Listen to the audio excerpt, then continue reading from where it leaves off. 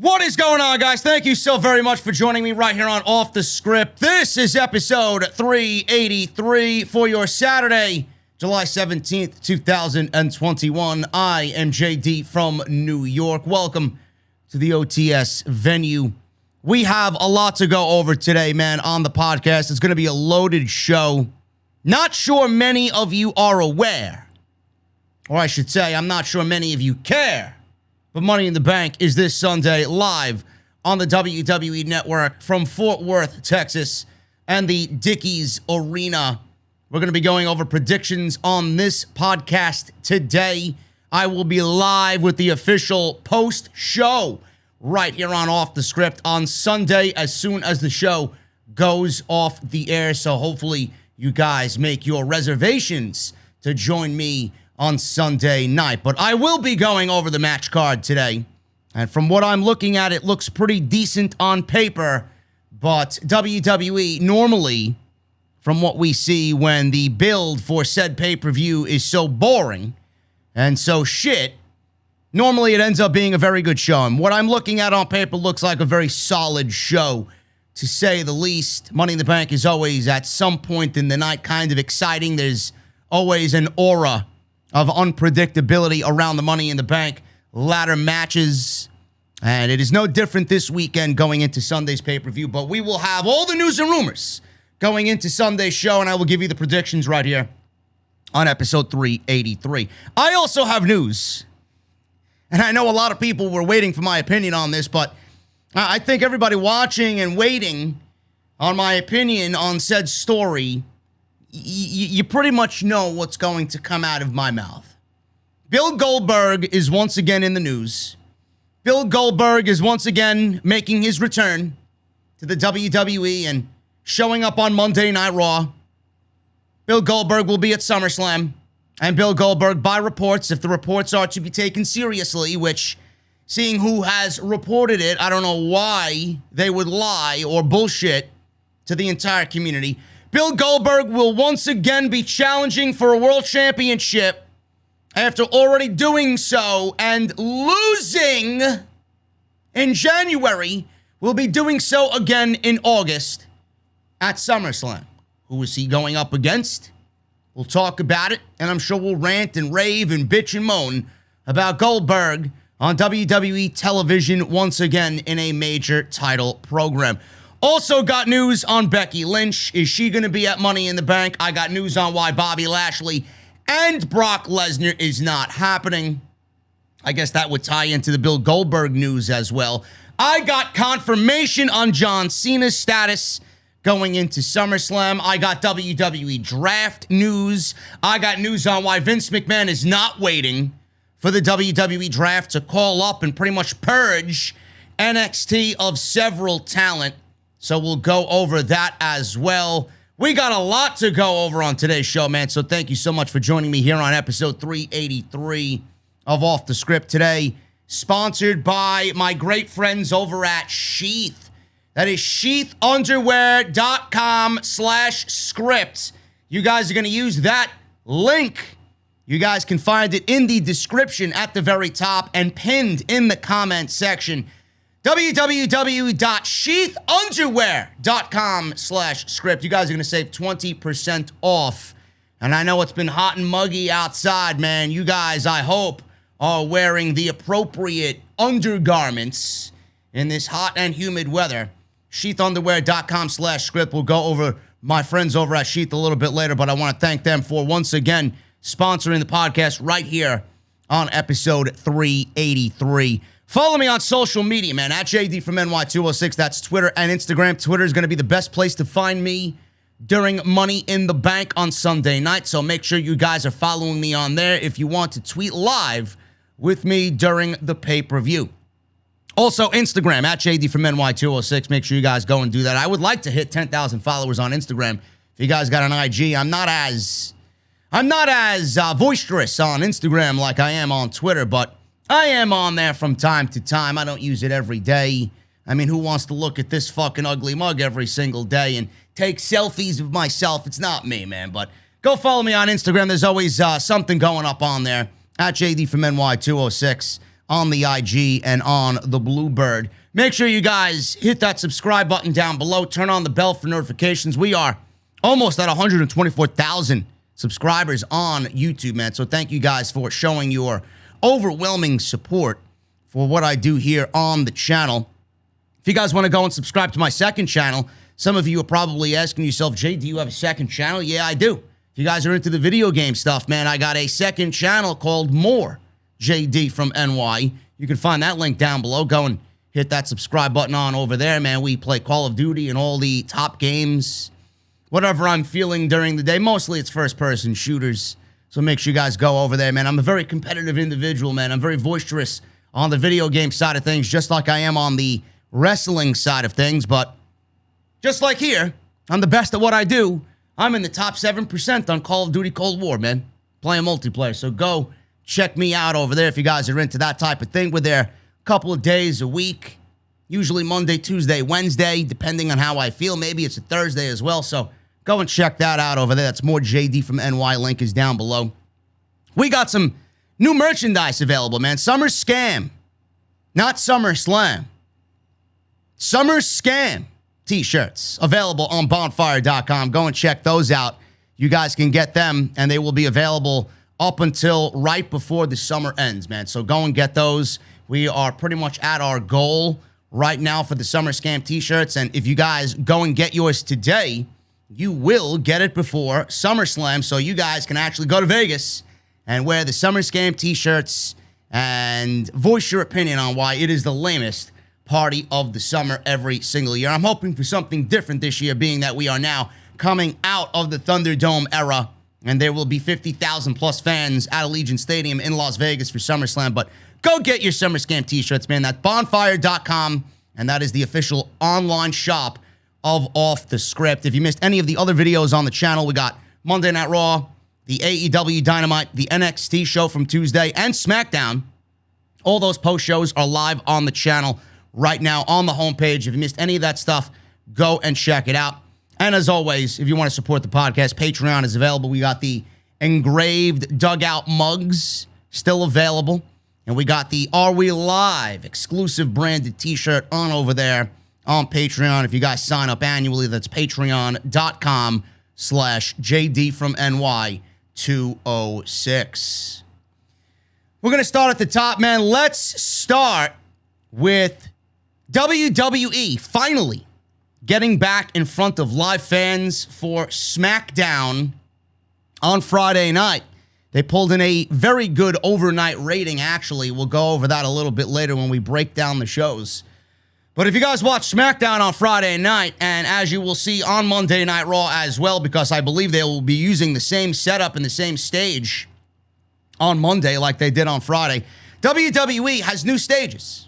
They have a new live setup for Raw and SmackDown. Now, WrestleVotes tweeted out and noted that the new stage setup is up at SmackDown, and it will be the same stage that they will use for Monday Night Raw going forward.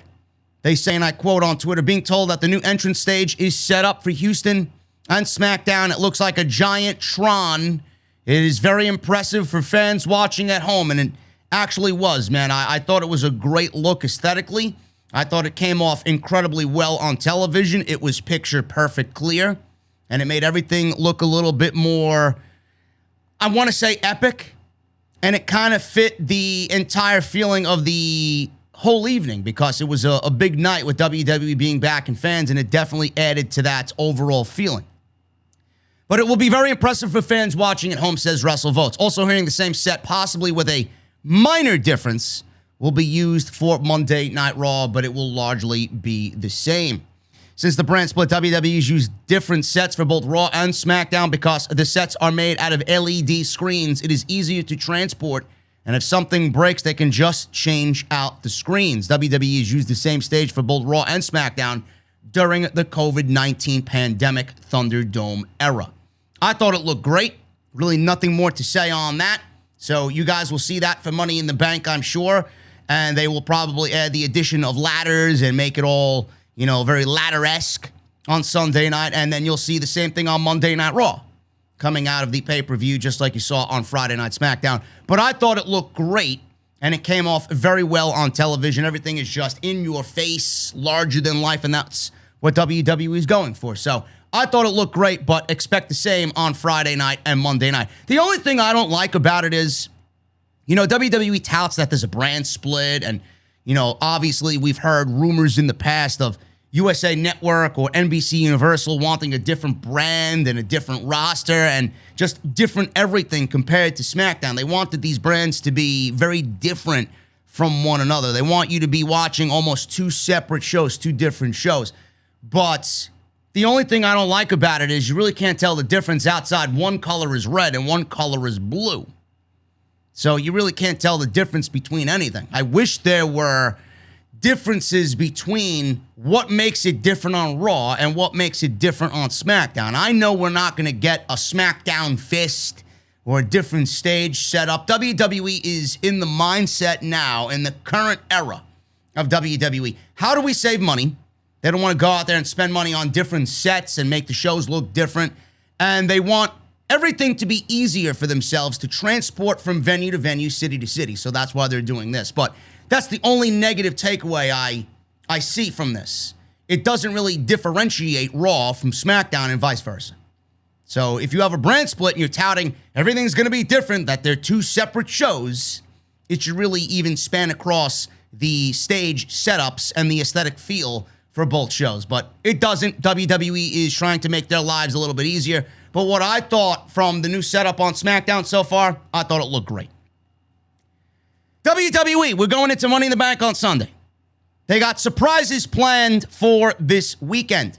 Now, we talked about SmackDown, Money in the Bank, and Monday Night Raw. There's going to be surprises. We already saw Finn Balor show up on Friday Night SmackDown. Not very excited about Finn Balor showing up on Friday nights because I wasn't too keen on his run the first time.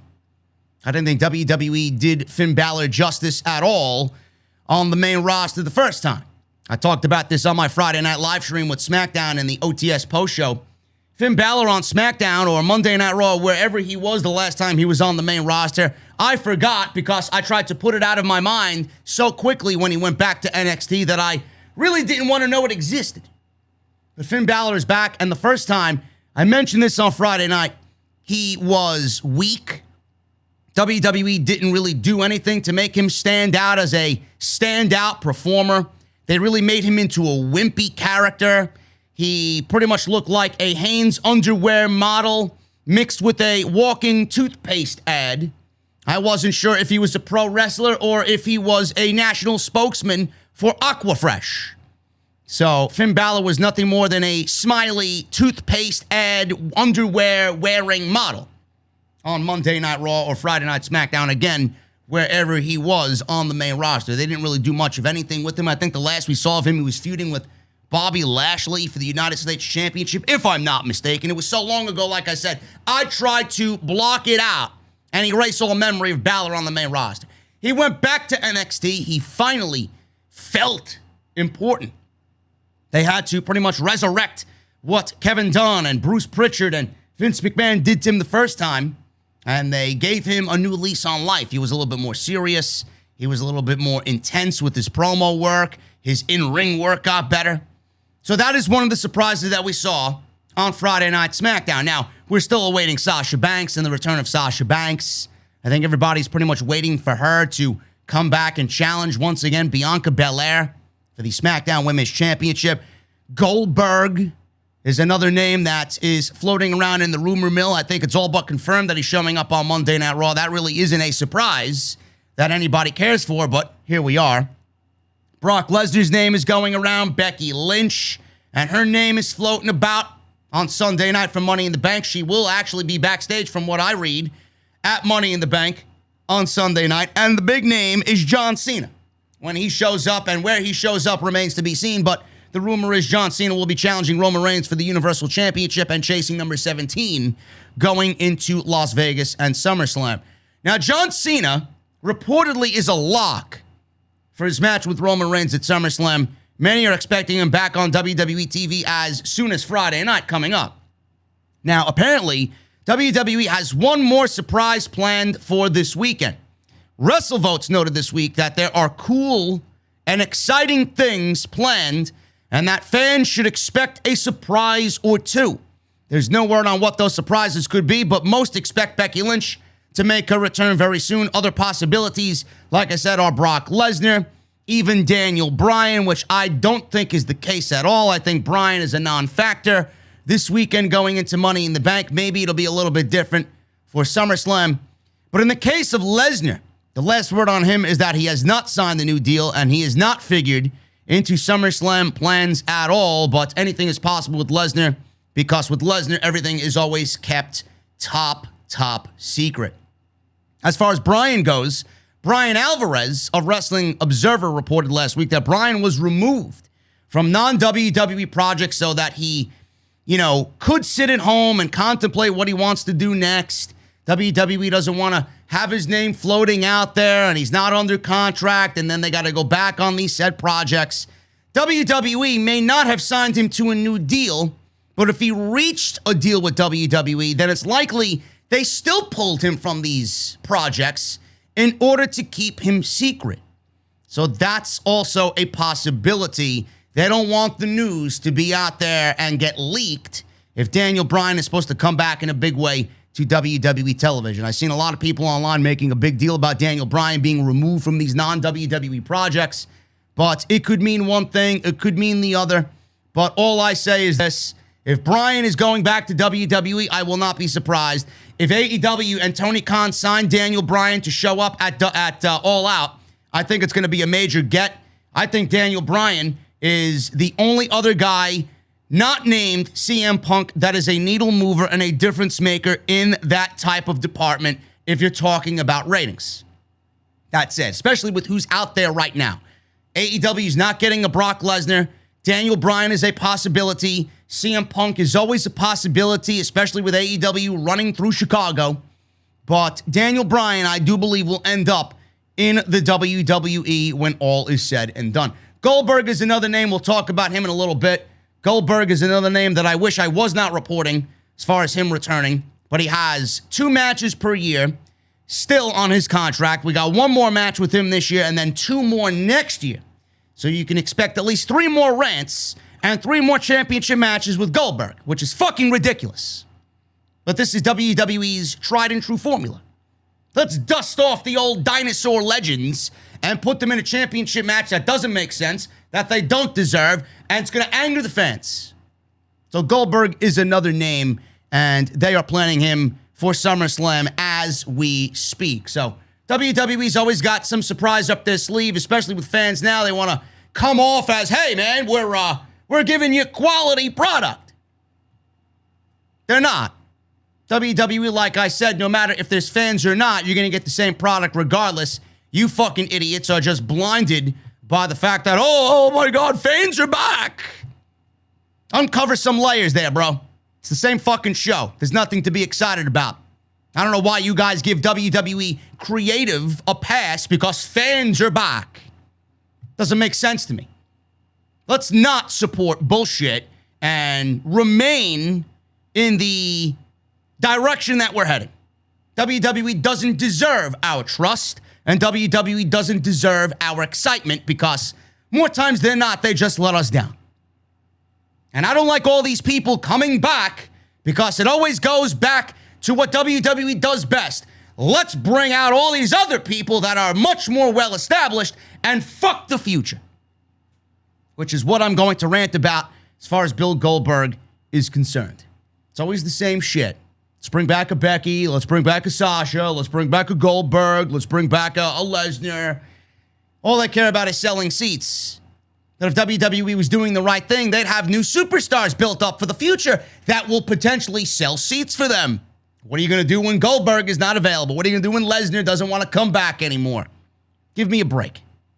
I wish things would change, but everybody is so easily in the I'm going to forgive WWE department, and nobody wants to say anything, but when I'm negative, I'm hating. I'm sorry it doesn't fit your fucking agenda. The shows suck. Fans or no fans.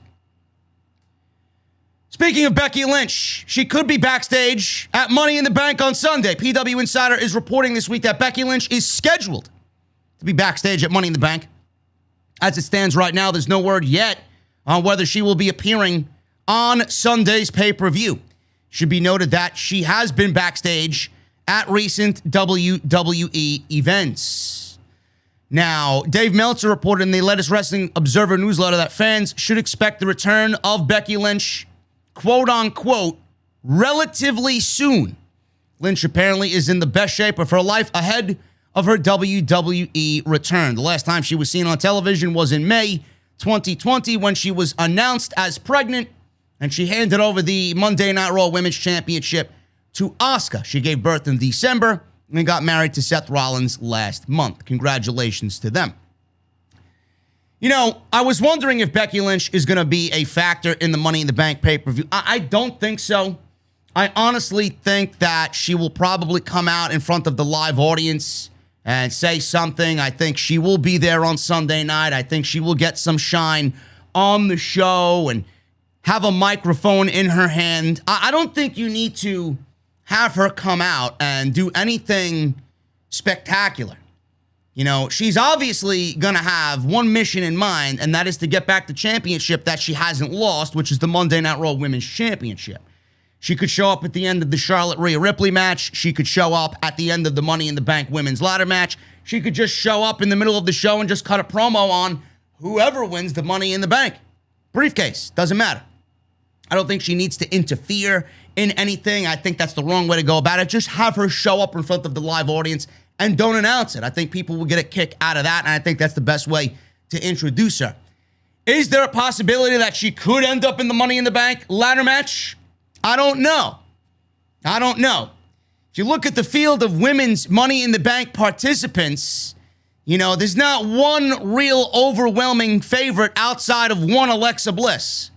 I don't see Asuka winning the Money in the Bank ladder match. I don't see Naomi, even though I do think they should give it to Naomi. And I'll talk about that in a little bit. Alexa Bliss is the only overwhelming favorite here. Nikki S? Nikki Trash? Ashtray? Nikki Ash. I'm sorry. Nikki Ash. Nikki Cross. She's in there. She ain't winning it. WWE may actually see all the negative reaction to her fucking horrendous gimmick and actually give her the Money in the Bank briefcase. I would not be surprised. Imagine her fucking flying down the aisle with the briefcase. Superheroes are really real. Yeah, give me a break.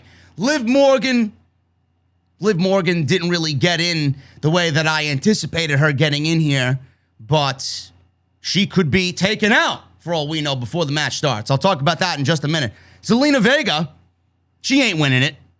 You mean WWE's going to bring her back while her husband shows up on Dynamite and is making waves in the internet wrestling world, right? They're going to give that to Zelina Vega? I don't think so. Natalya and Tamina? Wow, man, what creativity by adding Natalya and Tamina, the SmackDown or the WWE Women's Tag Team Champions, to the ladder match. Man, neither one of them stand a chance in winning this match. They're just there because, let's be real, folks, SmackDown doesn't have anybody else. Now, let's go back to Liv Morgan. Everybody's praising Liv Morgan. I think Liv Morgan's work has been very good as of late. I didn't like Liv Morgan getting in the Money in the Bank ladder match because of a Bayley injury. I didn't like it at all. To me, it didn't sit well. You know, they're telling this story, and I got to give them credit. They were at least in some sort of creative direction with Liv Morgan. She beat Carmella twice. She beat Zelina Vega. She goes to management, a.k.a. Sonya Deville, and expresses, hey, what's with this favoritism here? Carmella's got a spot. Zelina's got a spot. They didn't even qualify. Yet I got to show my worth to you and qualify for Money in the Bank. Meanwhile, you're just picking people at random to put in the fucking match. And then they had a storyline brewing there. Then Bayley gets hurt. Bianca Belair was supposed to wrestle Bayley for the SmackDown Women's Championship in an I Quit match at the Money in the Bank pay-per-view. Bayley got hurt. They removed Carmella from the Money in the Bank ladder match, put Carmella and Bianca Belair on SmackDown last night. Apparently, they're doing the match over again. I don't know why. I really don't know why. So Carmella was yanked from the Money in the Bank ladder match. They replaced Carmella with Liv Morgan, pretty much erasing all of the story that they were telling with Liv Morgan. Does Liv Morgan even make the match? I don't know. WWE could have a great little storyline here with Liv Morgan and Sonya Deville. What if Liv Morgan is attacked before the show and Sonya Deville uses and abuses her power, takes Liv Morgan out, and Sonya Deville takes her spot to continue the storyline? Because, again, I don't like the fact that Liv Morgan was put in there after all the creative direction that you gave her, only put in there because of a Bayley injury, coming off as if Liv Morgan was nothing more than a bench player getting an opportunity because somebody else went down with an injury. Meanwhile, that was a storyline for her to work her way into the match. What if Sonya Deville comes out, attacks Liv Morgan? We don't know that for sure, but then there's an open spot. People are going to be thinking it's Becky. People are thinking it's going to be Sasha, but it ends up being Liv Morgan's replacement is Sonya Deville, and she uses and abuses her power. I think that would be a great way to get Sonya Deville on the show, continue the storyline, and get her back in the women's division, because she is going to be a valuable asset to that women's division. So I think that works. But other than that, if Sonya's in there, she could be an odds-on favorite to win the Money in the Bank briefcase, man. You know, have her go on to cash in on Bianca Belair. And then maybe Liv Morgan chases Sonya, and Liv Morgan takes down Sonya Deville and becomes the SmackDown Women's Champion, man. It's about building the future. It's about building the future. I'm going with Naomi, man. That's my preferred choice. I think Alexa's going to win it, but I think Naomi is probably the one that makes the most sense. Have her cash in on Bianca Belair, have her turn heel, and then have her join Roman and join Jimmy and Jey Uso and really flesh out the bloodline there and have Naomi the only female figure in that group and have her be a part of the family, turning her heel. I think Naomi's a little stale right now. They got several ways to go about it, but WWE, in their typical tried and true way, they're going to go with Alexa Bliss because Alexa Bliss is loved by management, and then they don't have any other plans for anybody else in the match. So they're going to go with what they know best. Favoritism. That's exactly what they're going to do. So, yeah, that's what I think is happening there. I don't know how I got into all that, just talking about Becky Lynch. But Becky Lynch will be at Money in the Bank. And I do think that the best way to bring her back to the show is just have her come out and really just keep an eye on what's happening with the Money in the Bank briefcase. Because no matter what, and no matter who wins that briefcase, no matter what happens, Becky Lynch is going to be eyeing whoever the champion is regardless, because she's going to get back what she never lost. So keep that in mind. Speaking of the Money in the Bank ladder matches, WWE has still not decided on Sunday's winners. Now, Ringside News asked about whether WWE has figured what the finishes for the Money in the Bank ladder matches will be. Ringside News was then told, and I quote, "Winners are still being discussed." This was before SmackDown aired on Friday night. It was not specifically noted what direction the company is leaning or which matches are still being discussed. There will likely be a few surprises on the show that could change a lot of things around in WWE. There was a time, and this goes into what I just mentioned with Sonya Deville. There was a time, says Ringside News, where Sonya Deville was penciled in to take part in the women's Money in the Bank ladder match. We were able to confirm that was on the table, but the company has also made several pitches for Sonya Deville's in-ring return, and that has yet to happen. As Ringside News reported exclusively, there was a time she was penciled in to be back in the thick of things by WrestleMania season. Now we're going into SummerSlam, so WWE maybe is thinking about getting Sonya Deville involved in the same way that I just pitched to you, and instead of doing it at Mania, they wanted to wait for fans to be back in attendance to get the full effect of it all and get Sonya at SummerSlam. So we'll see what happens there. WWE has a lot of options, and I know that they probably won't go with the right one. Like I said, they'll probably go with the one that makes the most sense to them, which is favoritism. But I think Liv Morgan and Sonya Deville having a little feud based on what happened to continue that, because everything got turned around with the injury to Bayley. I think that's the best way to go about it. It keeps Liv Morgan in the thick of things. She's not in the ladder match per se, but she's going to be in a big feud where I think fans are going to get behind her even more so because she had an opportunity taken away from her. And it could all lead to a potential championship run at some point if WWE chooses to go in that direction with Liv Morgan. I know I'm probably speaking out of my asshole, but this is what I do here, man. I want to see future thrive. I want to see the future thrive. I want to see younger talent get an opportunity and not have WWE needing to rely on all of the bigger names. This should be a time where you're focusing on the future. And, you know, it sounds good in theory, but I don't think WWE is ever going to go and do exactly what I'm pitching to you guys. And it's sad. It really is. You know, many of you are probably saying to yourself, man, that makes sense. You know, why isn't JD writing these shows? That's a great creative pitch, a great creative idea. And normally when I do that, I get everybody excited. And then when we watch a show on Sunday night coming up for Money in the Bank, everything that happens is the complete opposite of what I just mentioned to you here. So it's nice to think about, but WWE more than likely is going to go with what I said, favoritism. John Cena. John Cena is being rumored to be on SmackDown next week. This is what I'm hearing, and I do think that he's going to need to show up either next week or at some point in the next week. Make an announcement of sorts that he's going to be on SmackDown, whatever. Maybe shows up on Sunday for all we know. We have no idea. But John Cena's movie commitments in August will not reportedly impact his SummerSlam plans. Dave Meltzer noted on the Wrestling Observer Radio this week that John Cena versus Roman Reigns is indeed happening at SummerSlam. Now, there was a report that he is now filming a new movie entitled Argylle, which starts filming in Europe this August, with the release date being sometime next year. Everybody was wondering if this was going to get in the way of John Cena's SummerSlam plans and the match with Roman Reigns. It may be off. What are they doing? Dave Meltzer noted and said this, and I quote, "The movie thing is not a hurdle." This is what I was told this week. The movie thing is not a hurdle. And whatever it is, I don't know exactly what it is, but the belief is it's all going down. The match is happening. I do think that John Cena will be on SmackDown next week. We're going to have 4 weeks till SummerSlam. Less than 4 weeks.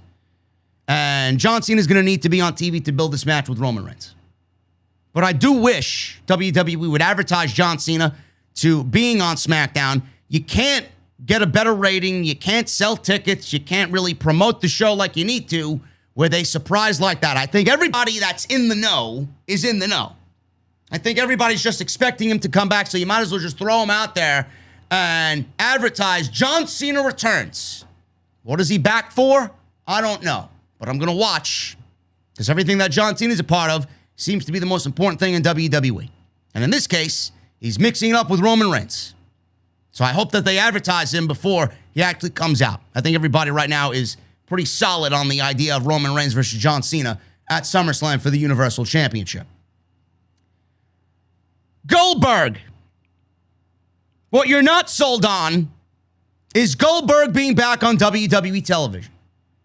What you're not sold on is Goldberg being in another championship match in WWE.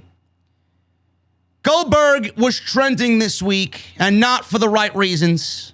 Goldberg is returning to Monday Night Raw on Monday following Money in the Bank to set up his big SummerSlam match. I hate this idea, man. I'm telling you right now, this idea fucking sucks.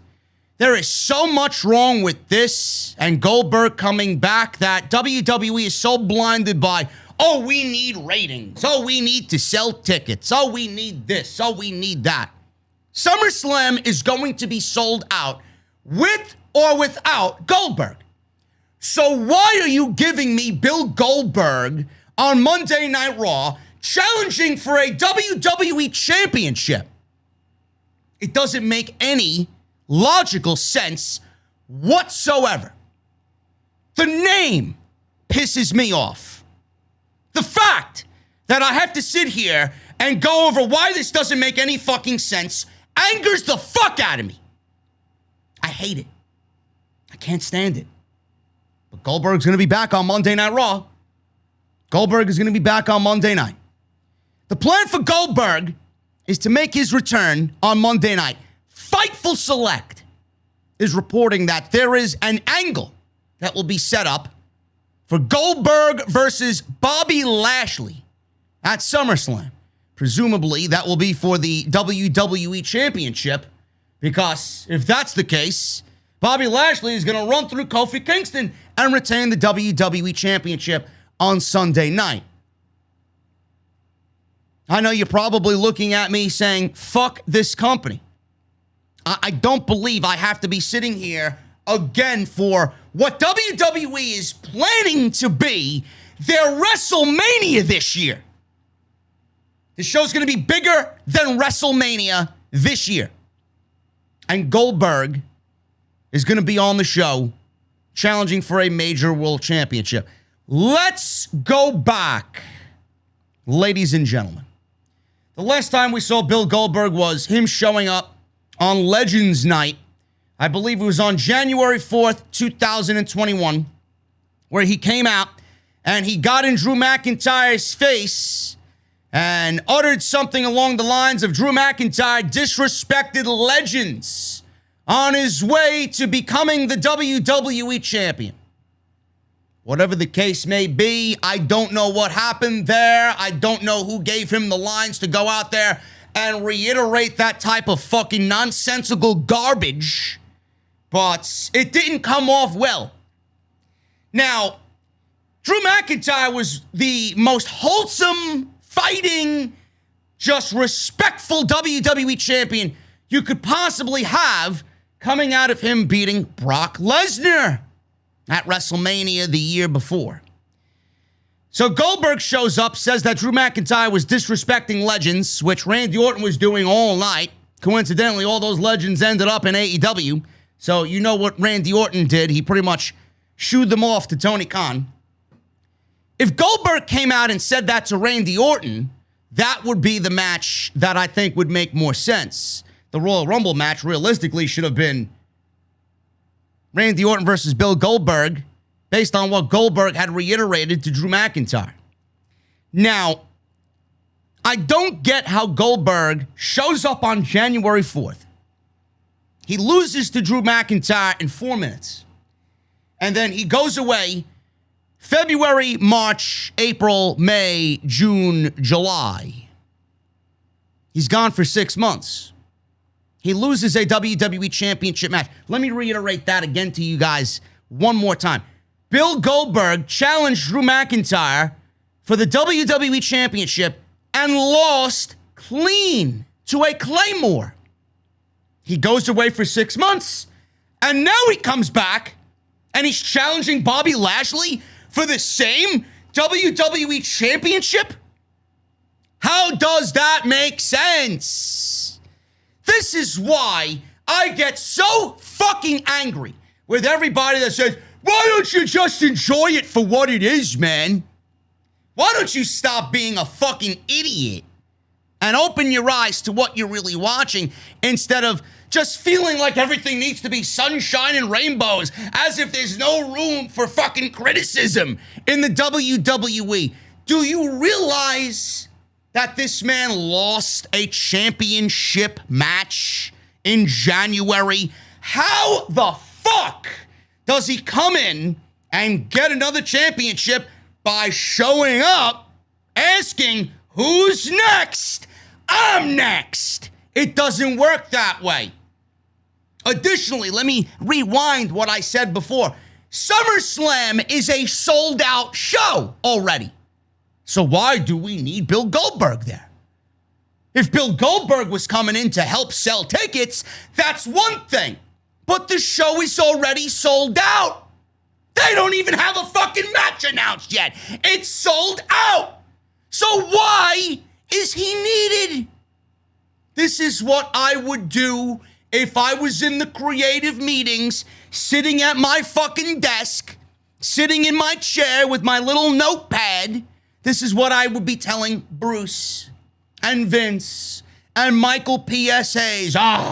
We need to get Bill back at SummerSlam. I think he put on a great match with Bobby Lashley. I'd be sitting there asking Bruce and Michael P.S. Hayes and fucking Vince McMahon, why? My one question would be, why? They would probably kick me out of the fucking creative meeting so quick that I wouldn't know what hit me. Why? Why is this happening? Now, again, on top of what I already asked you guys, why, and all the reasons that I gave you, clearly I'm right, and there's no way to already refute anything that I just said. But I'm going to go a little deeper here, folks. Brock Lesnar. Everybody's like, oh, yeah, Brock Lesnar's coming back to WWE at Summerslam. We're going to get Lashley and Lesnar. And we're not going to get that one-on-one match. We're going to get Lashley and McIntyre and Brock Lesnar in a triple threat match for the WWE Championship. McIntyre's going to beat Lashley, and Lesnar's only going to be in there to give the match an added boost of star power. I would even take that. But Lesnar probably doesn't want to show up with his new fucking beard and his new ponytail, the new butcher Brock Lesnar around the block, man. Brock Lesnar probably doesn't want to show up in 120-degree desert heat in Las Vegas. Brock Lesnar doesn't want to show up and fucking be a non-factor on a show with shit storytelling. He probably is afraid to even come back to Monday Night Raw, knowing the state that it's in. So Lesnar probably told them, I'm not coming back. Make up something a little bit better for me, and then I'll entertain the idea of possibly coming back. So what did they do? They couldn't get Lesnar, so Goldberg is a shitty plan B. So Goldberg is coming off as a plan B because they can't get Brock Lesnar to commit to SummerSlam. Here's another idea for you, folks. What good is this going to do Bobby Lashley? What good is this? Are you enhancing Bobby Lashley any more in his WWE Championship reign? Are you? What good? I want you to ask yourself this question. What good is Bobby Lashley beating Bill Goldberg at SummerSlam to retain the WWE Championship? It does no good at all. Because let's go back. Let's go back. Drew McIntyre took care of Bill Goldberg in 4 minutes. So what good would that do Bobby Lashley beating the same guy that Drew McIntyre took care of in 4 minutes? Why does this match need to happen? If it made Bobby Lashley into a bigger, more intimidating champion, that's one thing. But Goldberg already lost to Drew McIntyre, the guy that Bobby Lashley beat for the WWE title. But now you expect me to care about Bobby Lashley beating Bill Goldberg? Again, how does it make sense? It doesn't make sense at all. This is a terrible, just creative decision on WWE's behalf. It really does reek of desperation. I really don't know. Honestly, I put out a tweet that Bill Goldberg was coming back and how awful this was in a match against Bobby Lashley. It got over 1,000 likes in the first 6 hours. If I could gauge the reaction about Bill Goldberg's appearance on Monday night, that hasn't happened yet, just based off my tweet, nobody is going to fucking care about this match. But that goes to show you that WWE doesn't give a shit about what we think. They're lucky to have fans back in attendance, and they're already going back to Bill Goldberg, somebody that they don't give a fuck about. The fans. How is anybody going to be interested in this match? This is what you think of your fucking fan base? This is how you feel. Is WWE at its best? Bill Goldberg. Meanwhile, AEW, and I don't want to bring AEW into this, but I have to because there are people out there that are going to shit all over whatever I say anyway. But I'm going to double down on you not being able to refute anything I said here. AEW drew over a 1.1 rating with Dynamite, or close to a 1.1 rating on Dynamite on Wednesday night with Night 1 of Fyter Fest.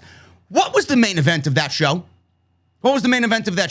It was Darby Allin versus Ethan Page. All ego Ethan Page. So why is AEW putting Ethan Page and Darby Allin and Jungle Boy and MJF and Sammy Guevara in main event spots None of these matches were for a world championship outside of the Jungle Boy Kenny Omega match.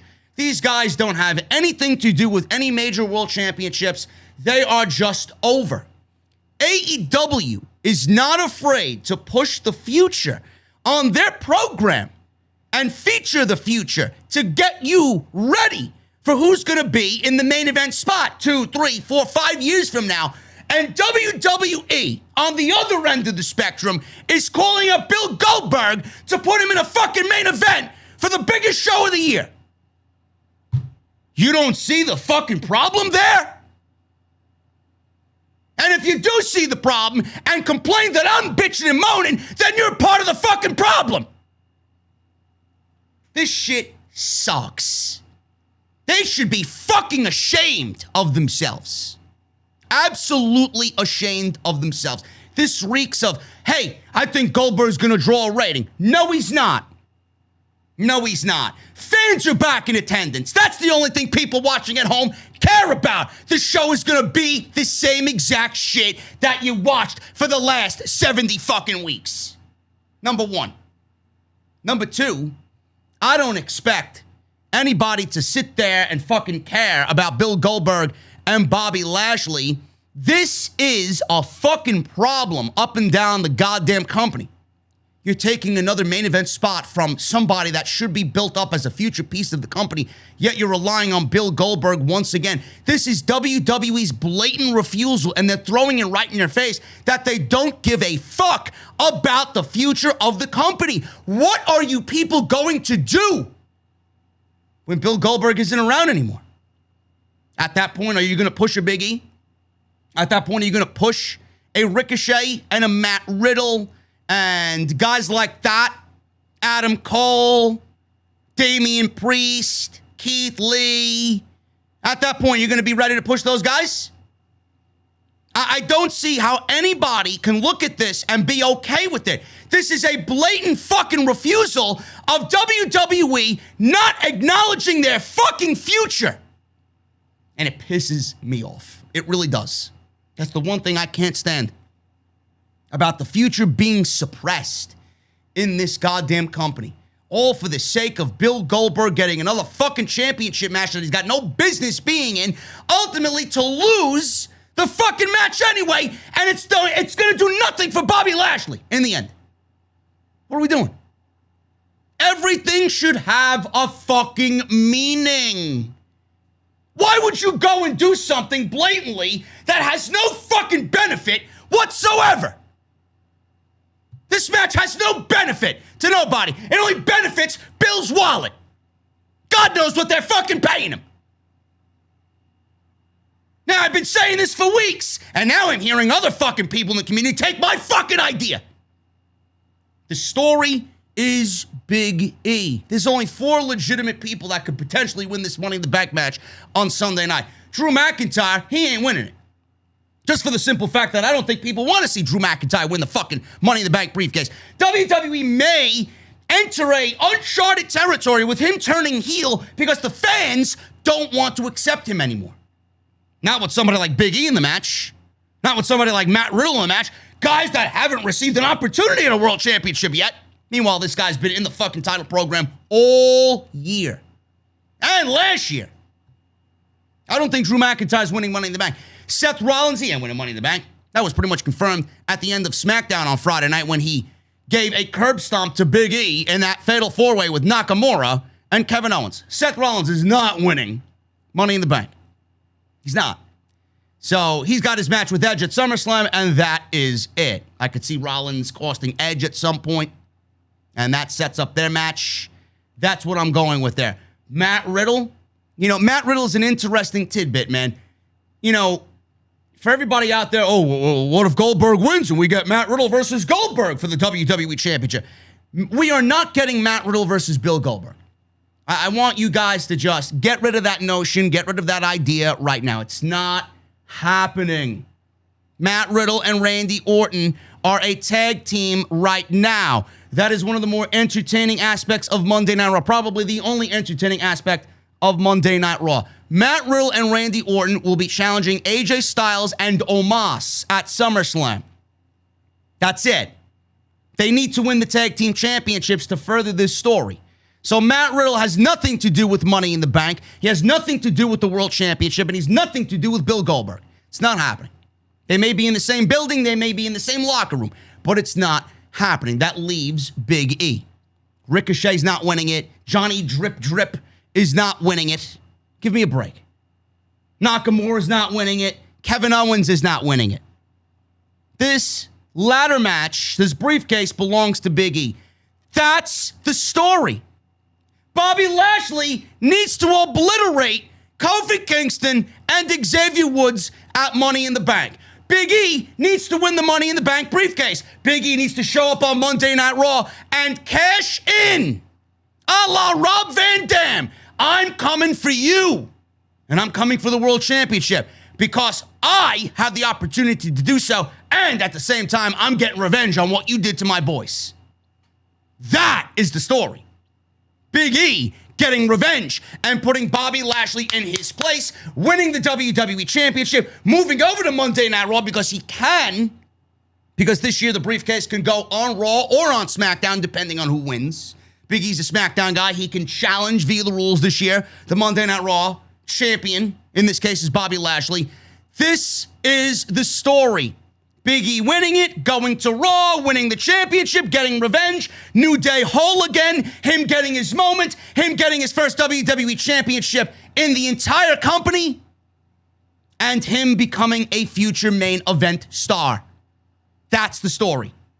Not Bill Goldberg, not him challenging for the world title, not him challenging Bobby Lashley. I mean, do you realize what type of match this is going to be? Bobby Lashley is a mediocre pro wrestler at best. He needs someone in there to lead him. Bobby Lashley is not a leader in the ring. He doesn't know how to call a match by himself. He's very sloppy. Bill Goldberg, he'll be blown up in 60 seconds. You think this is going to be worthy of a SummerSlam that WWE is hyping up to be bigger than WrestleMania this year? You must be out of your fucking mind. Big E is the story. I don't want to hear anything from anybody else. Big E is the story. Goldberg needs to stay the fuck away from WWE, and he needs to stay away from the fucking world title until that man's contract is done and over with whatever fucking matches he has left. I don't know what you do with him. If you want him on the show, come up with something else. Goldberg does not make sense at all challenging for a world championship, and it's the saddest fucking thing I could possibly ever explain to you in current WWE right now. The fact that this guy is coming back to get another world championship. Meanwhile, other companies are pushing the future. WWE's relying on somebody that's well past his prime, that doesn't have 1/10 of the fucking allure that he once had. Keep this man away from the world title, bar none. Get him off my fucking television. Tired of this shit. Brock Lesnar. Bobby Lashley. Why isn't it happening at SummerSlam? Now, Meltzer reported in the latest edition of the Wrestling Observer newsletter that the feeling was that Lesnar isn't coming back for a number of shows right now, so he'd have to lose. And Lesnar, he ain't coming back to simply lose. Come back, pay him loose. I think Lesnar values himself a little bit more than what WWE has planned for him right now creatively.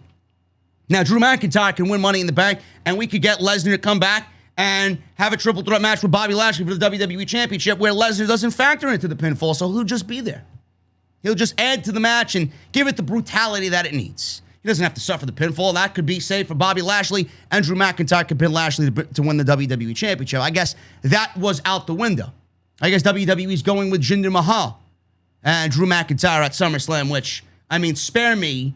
That is a bathroom break if I ever saw one. So I expect Jinder Mahal to come in and ruin Drew McIntyre's Money in the Bank attempt. Maybe we'll get his two goons out there. What's their name? Shanky and Veer. Maybe they climb the ladder and knock Drew McIntyre off, and Mahal ruins Drew McIntyre's spot at SummerSlam in the championship match, and we get a match between them at said SummerSlam. Sounds thrilling, I know. I can't fucking wait.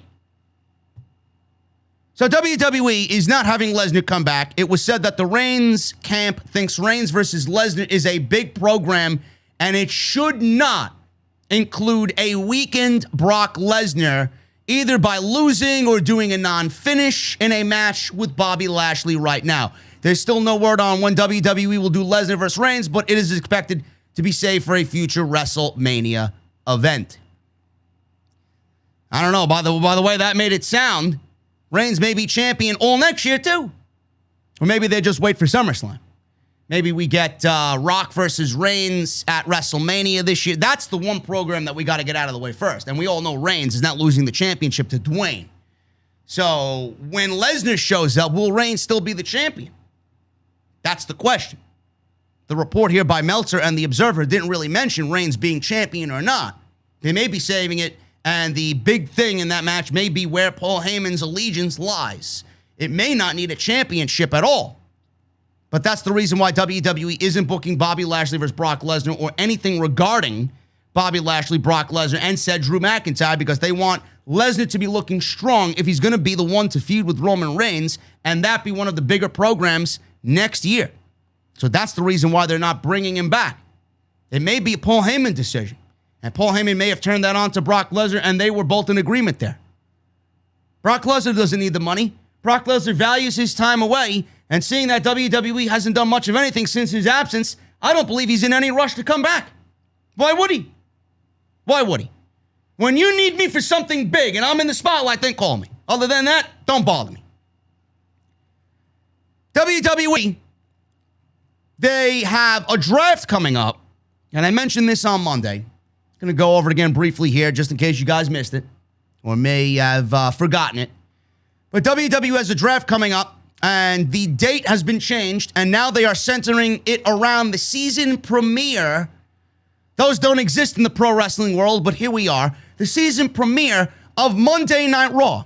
Now, Andrew Zarian of the Mat Men podcast is reporting that WWE has moved the draft to a later date, and it is now penciled in for October, just like it was last year. Zarian listed October 1st and October 4th, or October 4th and October 8th, for the two-night WWE draft. The original plan was for the WWE draft to be held on August 30th, which would have been a Raw show, and September 3rd, which would have been a SmackDown show. Zarian also said that the October 4th episode of Raw is going to be billed as the season premiere, so it's possible that they would want to hold off on the draft show until the following week so that they have two big Raw shows. They can have the season premiere and then roll right into the draft next week to give people a reason to watch, instead of just doing one Raw show and doing the season premiere with the WWE draft happening on the same show.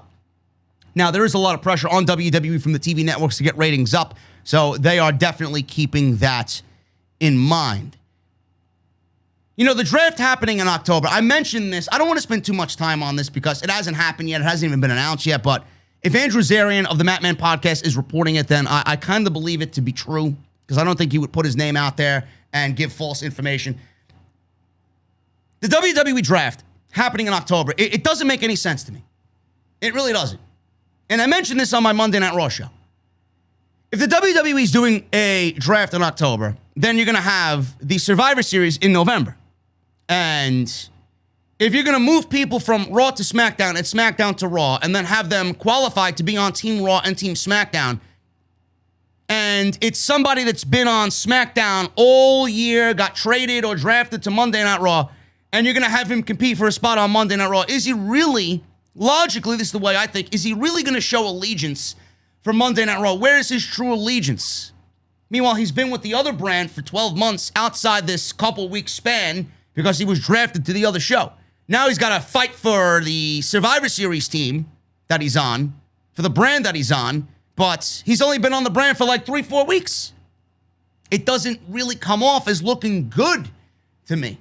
I don't know why we don't do a draft either in the beginning of the year, where you could do it in January and everybody's in the fucking Royal Rumble anyway, so it really doesn't matter because that's usually a dual-branded show anyway. Why don't we do it on the Monday Night Raw after WrestleMania? Because WrestleMania is always looked at as the big reset, or after WrestleMania is looked at as the big reset for WWE. Why don't we wait till October before you get into a big multi-branded fucking brand versus brand pay-per-view? It doesn't make any logical sense to me. And WWE doesn't take the draft to be fucking serious anyway. For the last couple of drafts that we saw, they've half-assed it so badly. One year they gave away all the fucking draft picks right on WWE.com because somebody got fucking antsy and listed everybody that was going to be in the draft and to the appropriate brand that they were going to. And in the order in which they were drafted. WWE doesn't take this shit seriously. I would take it to be serious if I was WWE. Make it into a big sports-like presentation. Include trades. Give a draft a reason to be fucking happening. Whoever won the Survivor Series last year should absolutely be the brand to get the first draft pick in the draft. Or get a top NXT pick of your choice. Save the NXT call-ups for the draft. Give meaning to the Survivor Series by giving somebody an NXT pick. But that don't happen. Vince just calls up 7 fucking NXT talent at the same time with no plan in place to debut any of them, and then half of them get buried. Maybe 1, 2, if we're lucky, walk out alive on the main roster. But I don't get why WWE needs a draft in October for the reasons that I just mentioned. They don't take the draft to be serious. It's not even a ratings draw anymore because WWE has been so lazy with it. People know. People know that WWE's not going to take it serious. They haven't even taken the brand split serious. They don't even give a shit about the brand split, man. So much so that we got a fucking wild card rule still in effect. The brand-to-brand invitational. All it is, hi, my ratings suck, so we got to take somebody from the other show and put them on this show to create intrigue about why they're there. WWE doesn't take it serious, haven't taken it seriously. Why am I going to take it serious when the draft comes around? I'm not. Vince McMahon, speaking of why he didn't wait for the draft to call up NXT talent to the main roster, why didn't he wait for the draft to call up NXT talent? Wrestling Observer noted that Vince McMahon saw that there was nobody new and fresh on the main roster, and he blamed poor ticket sales for that. This caused him to reach into the black and gold brand for fresh faces. Man, oh man, the denial and the sheer ignorance coming out of this company is fucking laughable at this point. It is absolutely fucking laughable. Vince McMahon saw that there was nobody new and fresh on the main roster. How many of the talents have you cut? Or I should say, how many of the talents Nick Khan cut? How many of them were never given an opportunity to do anything on your show, sitting around and catering, waiting for that opportunity to come only to get released because WWE cited budget cuts? Were any of them new and fresh? I think the majority of them were new and fresh because some of them never got a fucking opportunity on Monday night and Friday night. WWE is needing new and fresh on the roster, and they're blaming poor ticket sales. Why do you have poor ticket sales, Vince? Why do you have poor ticket sales, Bruce? You have poor ticket sales because people watched this shit for 70 weeks and watched you give us the worst WWE programming that the company has ever produced. And you're citing the fact that nobody is new and fresh on the main roster? The fact that you have poor ticket sales and the fact that you're claiming that nobody's new and fresh is because the shows and the writing suck. It's nobody's fault but your own. I don't know what else to add on top of that. I find that to be absolutely piss poor fucking management and laughable. It is awful. The fact that that is the excuse. Poor ticket sales. The shows suck. Why do people want to pay to go see your show when they can barely stomach it at home, sitting in the comfort of their own home? Nobody new and fresh? So yes, let's please purge NXT on talent that you probably don't even know, probably won't even use, and get them on Monday Night Raw to show love to them for about 3 weeks, and then ultimately bury them and sit them in catering for the remainder of their fucking contracts. Because Damian Priest wasn't new and fresh, right? What has Damian Priest done on Monday Night Raw since he got called up for WrestleMania and his match with Bad Bunny, Johnny Drip Drip in The Miz? What has he done? Nothing. Where's Keith Lee? Nobody knows where Keith Lee is. It's one of the biggest unsolved mysteries in the history of WWE. Where is Keith Lee? How many guys are on SmackDown that you do not use? How many? It's like you utilize about 60% of your fucking roster on Friday night, and you don't utilize the other 40%, probably less than that, All it is the same fucking people over and over and over again. Now you got Shotzi Blackheart and Tegan Nox on SmackDown. How long before WWE falls out of favor with those two women? Now you got Toni Storm showing up on SmackDown. How soon before Toni Storm is jobbing to Carmella and Tamina? I can't wait. How many times have we complained about Rhea Ripley and Charlotte Flair on Monday Night Raw, which, by the way, is the worst women's program of the entire year? Rhea Ripley was a newcomer on Monday night. She got thrown right into a championship match with Asuka.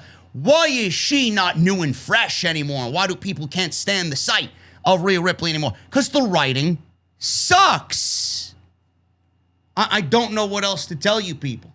It's the same fucking show every goddamn week. Bianca Belair doesn't feel the same. WWE doesn't utilize any of the fucking NXT talents that come up from NXT. They don't.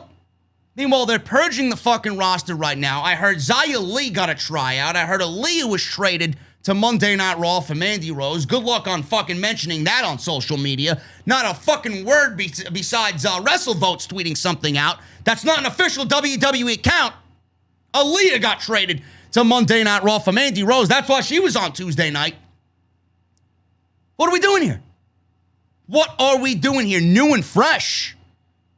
You got new and fresh. You just refuse to fucking book it.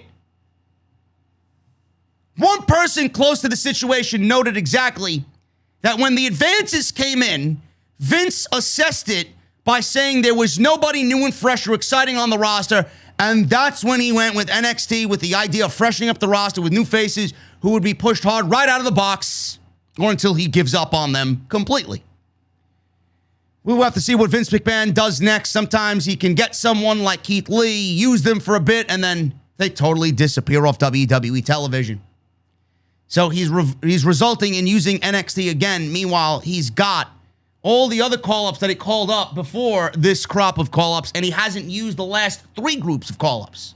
But he's going to use this group of call-ups because fans, because ticket sales are low. I think you got to dive deeper into why ticket sales are low. The show sucks! Book it better. People will watch. People will come out to the shows to watch it live. Until then, good luck on getting any interest in your show. Then it's going to be rinse and repeat all over again. Oh, she's boring. Oh, he sucks. Oh, he's boring. Oh, she doesn't cut it.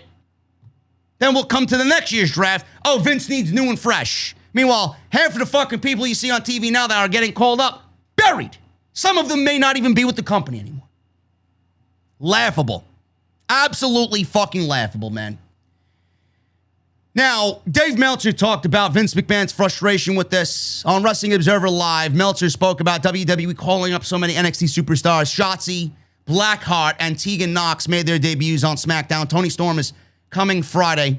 It was stated that these call-ups might result in Vince McMahon being frustrated after WWE put tickets for their return to tour on sale.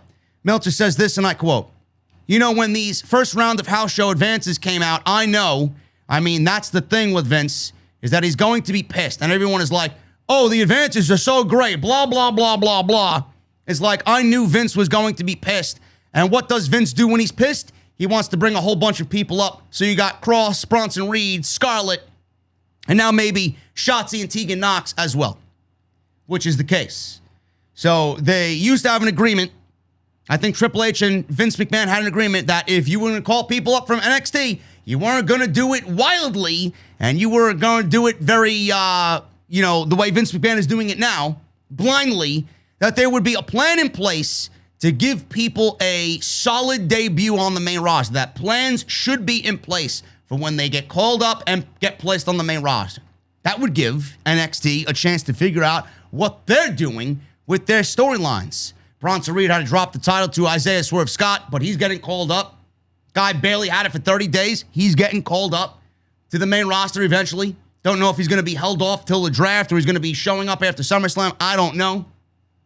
We got Karrion Kross. Who knows what's going to happen between him and Samoa Joe? They may be rushing a program between those two. We'll find out more on Tuesday night. But he's getting called up. WWE doesn't have a plan or a clue as to what to do with these NXT talent. Just look at Shotzi Blackheart and Tegan Nox. There's no fucking plan. You put them against the women's tag team championships right on night one, have them beat the champions. What does that say about their planning? There is none.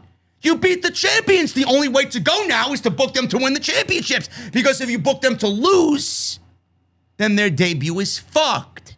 Nobody's going to take them seriously. They're fucking clueless. Vince McMahon can be frustrated all he wants with the lack of ticket sales and the fact that there's no new fresh faces or anything new on the main roster. You have nobody to blame but yourself. Your writing sucks. And then you do that, and then you book everybody into oblivion, and then you want to blame the talent, but not you or Bruce or the writing team. Who makes these creative decisions? Shotzi doesn't do it. Bronson Reed doesn't do it. Tegan Nox doesn't do it. Damian Priest doesn't do it. Keith Lee doesn't do it. You have nobody to blame but yourself. So when things fail or when things go stale or when someone gets boring, it's not the talent, it's Vince, it's Bruce. Start taking accountability for your own failures. That's the reason why WWE is frustrated. That's the reason why Vince McMahon's frustrated. And that's the reason why I will never have any trust in anyone coming up from NXT going to the main roster. Thank you guys for joining me on the second half of Off the Script. This is episode 383, your Money in the Bank weekend. Make sure you guys make your reservations for Sunday night. Make sure you guys are right here live on YouTube for the Off the Script Money in the Bank post show. Make sure you guys have your cold beverages properly chilled. It's going to be a good time, man. I'll be live as soon as the show goes off the air. But we got a lot more to get into today. We got Bayley news. I got news on Monday Night Raw, SmackDown, Dynamite, and NXT. We got the second half of the show coming up, so thank you guys for sticking with me here on Off the Script. But before I get into that, man, I want to shout out my sponsor for today's video, and that is Sheath. SheathUnderwear.com/offthescript, man. I got a pair right here that is fresh and clean. SheathUnderwear.com. And not only do they look good, but they are mighty comfortable, man. They are comfortable, and it is hot out there. It is muggy out there. The summer has been brutal. And Sheath Underwear, let me tell you something, man. They are boxers that are going to be designed to keep your balls off of your legs. It's the best way for me to put it, man. Sheath has 3 individual compartments to keep everything down there separate and cool and comfortable. Now, traditional boxer briefs, I don't know how anybody wears traditional boxer briefs. I don't know how people wear those traditional tighty-whities, man. I mean, give me a break. Those things are downright, if I could use this word, creatively bankrupt. They're just like Monday Night Raw's creative team, man. Bankrupt. It is barbaric. It is barbaric to even think about wearing underwear like that, man.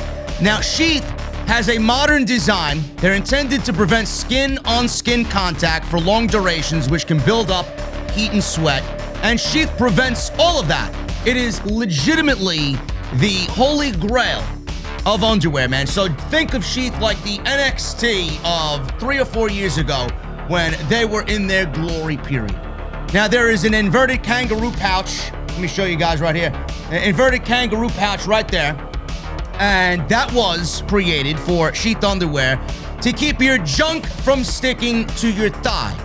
You will chafe less and readjust less because everything is in a separate compartment. And because everything is separate, that means there is less smell too. Your partner doesn't like sweaty balls. I will tell you that right now. They were invented by a U.S.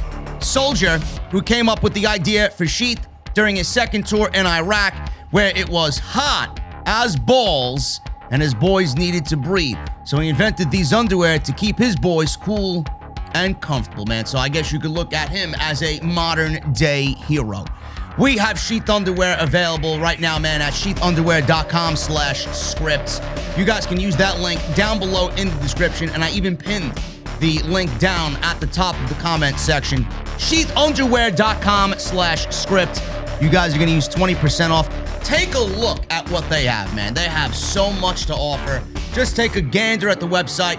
And if you're interested, you're going to get 20% off every single purchase, man. That is sheathunderwear.com/script. 20% off. And believe me, man, your balls will thank you. I want to thank Sheath for once again sponsoring the podcast right here on Off the Script. Let's get into the second half of the show, man. We are going to start off with Vince McMahon, as usual. Vince McMahon, AEW, Arthur Ashe Stadium. Drove by it only a couple of days ago. Right up the highway here. Vince McMahon likely to be hit hard with AEW ticket sales in New York City. Now, as you guys know, if you guys have been living under a fucking rock somewhere or in a cave somewhere, AEW is coming to New York City on September 22nd for a Dynamite show that will be titled Grand Slam. That will take place at Arthur Ashe Stadium. AEW, on the day that tickets went on sale, sold over 15,000 tickets for Grand Slam. It will be a sellout in New York City on September 22nd. This will be AEW's biggest show to date as far as live attendance is concerned. There were people in the community, oh, well, AEW has a huge undertaking. I don't know if they'll be able to do it, man. I don't know if AEW has it within them to do it and sell these tickets. It may be a big goal for them to reach. I don't think they're going to do it. Meanwhile, they did it. Very easily. Very, very easily, I must say. Rapid fashion. Now, WWE, on the same hand, is coming back to Madison Square Garden on September 10th, but those tickets have not sold very well at all. In fact, WWE had to make the SmackDown taping a dual-branded show to increase interest in selling tickets, but it's not looking like a sellout as of right now. Now, obviously, we are ways away from September, so more than likely when we get to the date of September 10th, I believe this is the SmackDown episode, we will get a sellout at Madison Square Garden, whether you like it or not.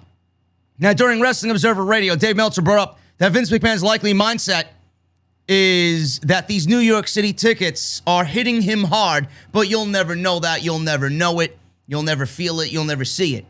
The advanced ticket sales, I'm sure, the New York one, hit Vince very hard. I'm sure it's starting to. I'm sure it will even more by this weekend. End quote. Vince McMahon must know that AEW is in New York just a week and a half after them, but it's unknown if he's aware how well their pre-sale tickets have sold. Oh, he's aware. I'm sure Vince McMahon is very aware at how well AEW has sold, man. Tickets to WWE's MSG show are currently on sale. There's legitimately no buzz around the WWE product right now. In all major markets, AEW has pretty much outsold WWE. And that all goes back to what I just said mere moments ago when Vince McMahon is claiming that there's nobody new and fresh on the main roster and how tickets aren't selling and blah, blah, blah. Your show sucks. That's what it boils down to. If you made a better television product weekly, people would be more likely to come out and support watching live. Why are they going to spend money at Madison Square Garden to go watch a subpar product that they could easily do from the comfort of their own home, knowing that it's not good, that it sucks? Oh, here I am wasting my money on something that I have to sit through. Meanwhile, I can sit at home, and if it sucks, I'll just change the channel. The show sucks. Write better, and then maybe you'll have better results in the end as far as ratings and ticket sales are concerned. Now, I want to say this.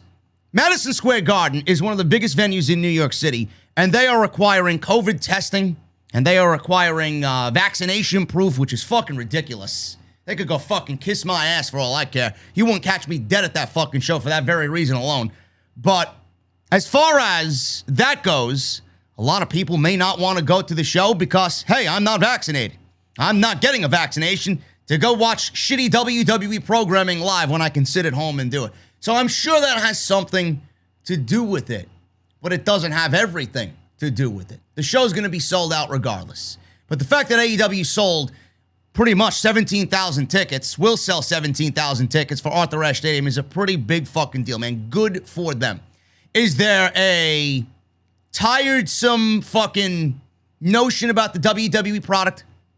Is there a lack of interest in the WWE product because people know WWE to come to New York City and they've seen the same show? If you've seen it, why go and watch the same show over again? Is that a reason why people aren't rushing out to buy WWE tickets? Yes, it's part of the reason. It's also AEW is new and it's exciting and it's interesting and they got a lot of energy and hype around them. You might not know what AEW is. You might be attending this show for the first time. And you might be one of these guys, hey, I've seen WWE for years in Madison Square Garden.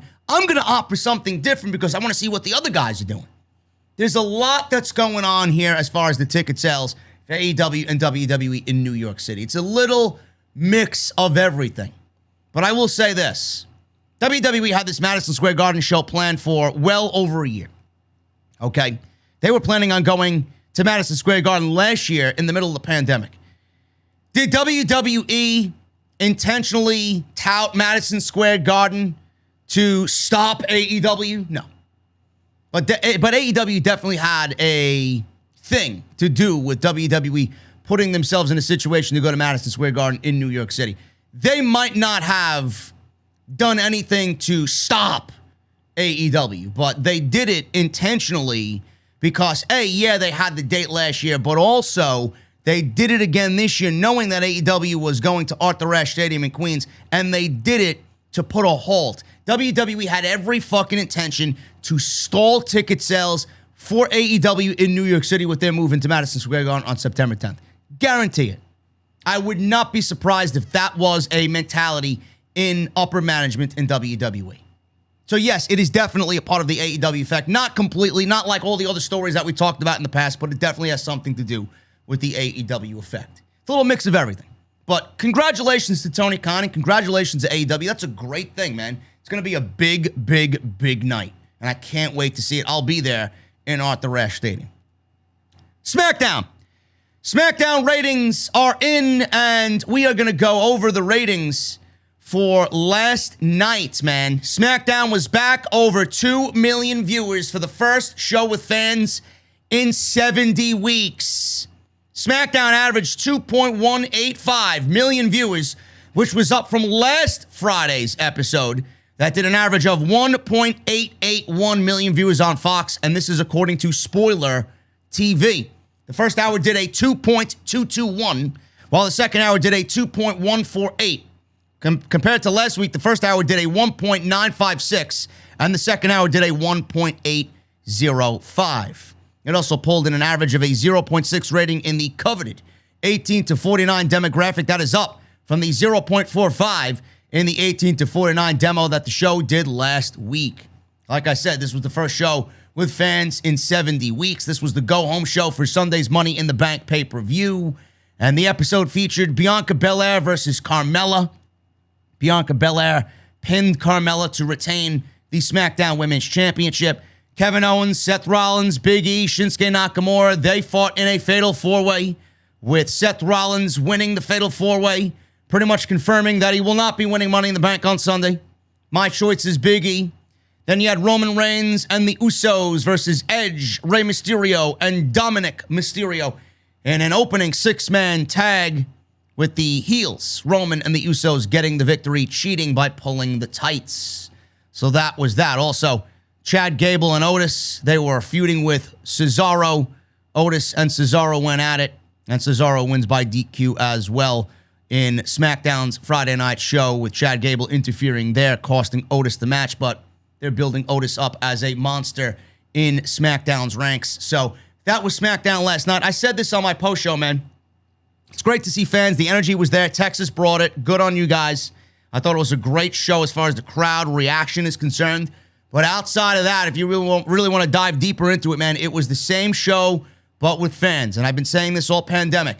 Doesn't matter where these shows are. It could be in front of fans. It could be in the fucking performance center.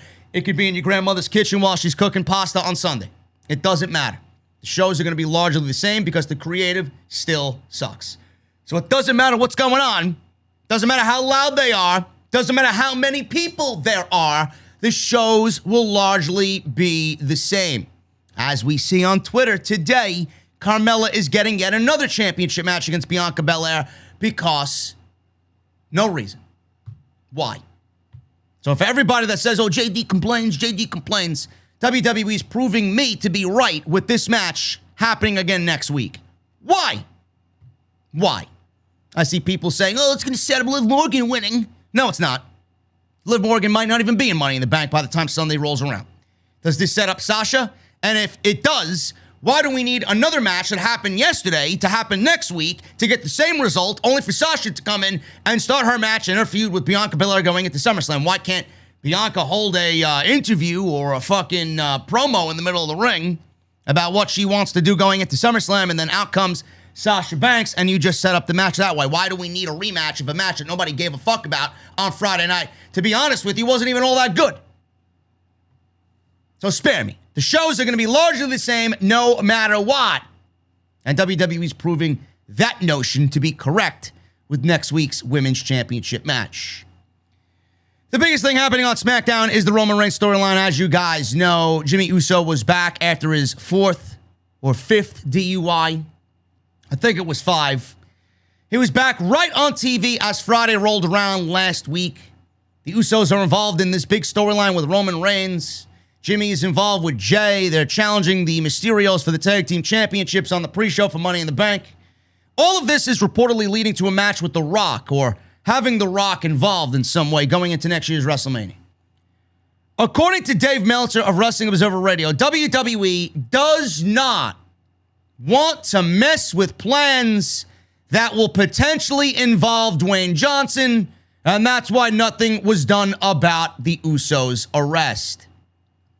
So Jimmy Uso was arrested, and WWE didn't punish Jimmy Uso because they have plans that involve The Rock, and they don't want to mess that up.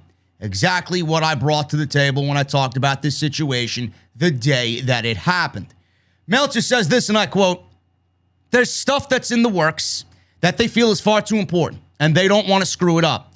And that's the answer. But yeah, you would think, 3rd time, bad luck, no acknowledgement of it. Gotta pretend it didn't happen. I don't know if Roman went to bat for him. My gut instinct is that they just decided that they've got this main event angle because it's going to include The Rock, and it does lead to WrestleMania, and he's involved in it in some form, and they don't want to screw it up. End quote. It's pretty lame. It's pretty sad that he feels, Jimmy Uso, oh, I can go and do it again because I'm always going to be in a main event program with Roman and The Rock, and I'm a part of the NYE family. This is an easy out for them to do whatever the fuck they want, and it shouldn't be a situation where they can do whatever the fuck they want. There needs to be consequences for their actions. Next time it happens, he's going to fucking kill somebody. And then I want to see WWE take them off television. They don't want that PR nightmare. And one of the things I highlighted was, how many times has he done it and not gotten caught? You mean to tell me that the 4 or 5 times he's done it are the only times that he's driven drunk? WWE should be ashamed of themselves, man. Favoritism. I guess making money with Dwayne Johnson coming back to your fucking bleeding rating programs is more important than saving somebody's potential fucking life when Jimmy Uso is speeding down a fucking side street doing 70 in a fucking 25. Ridiculous.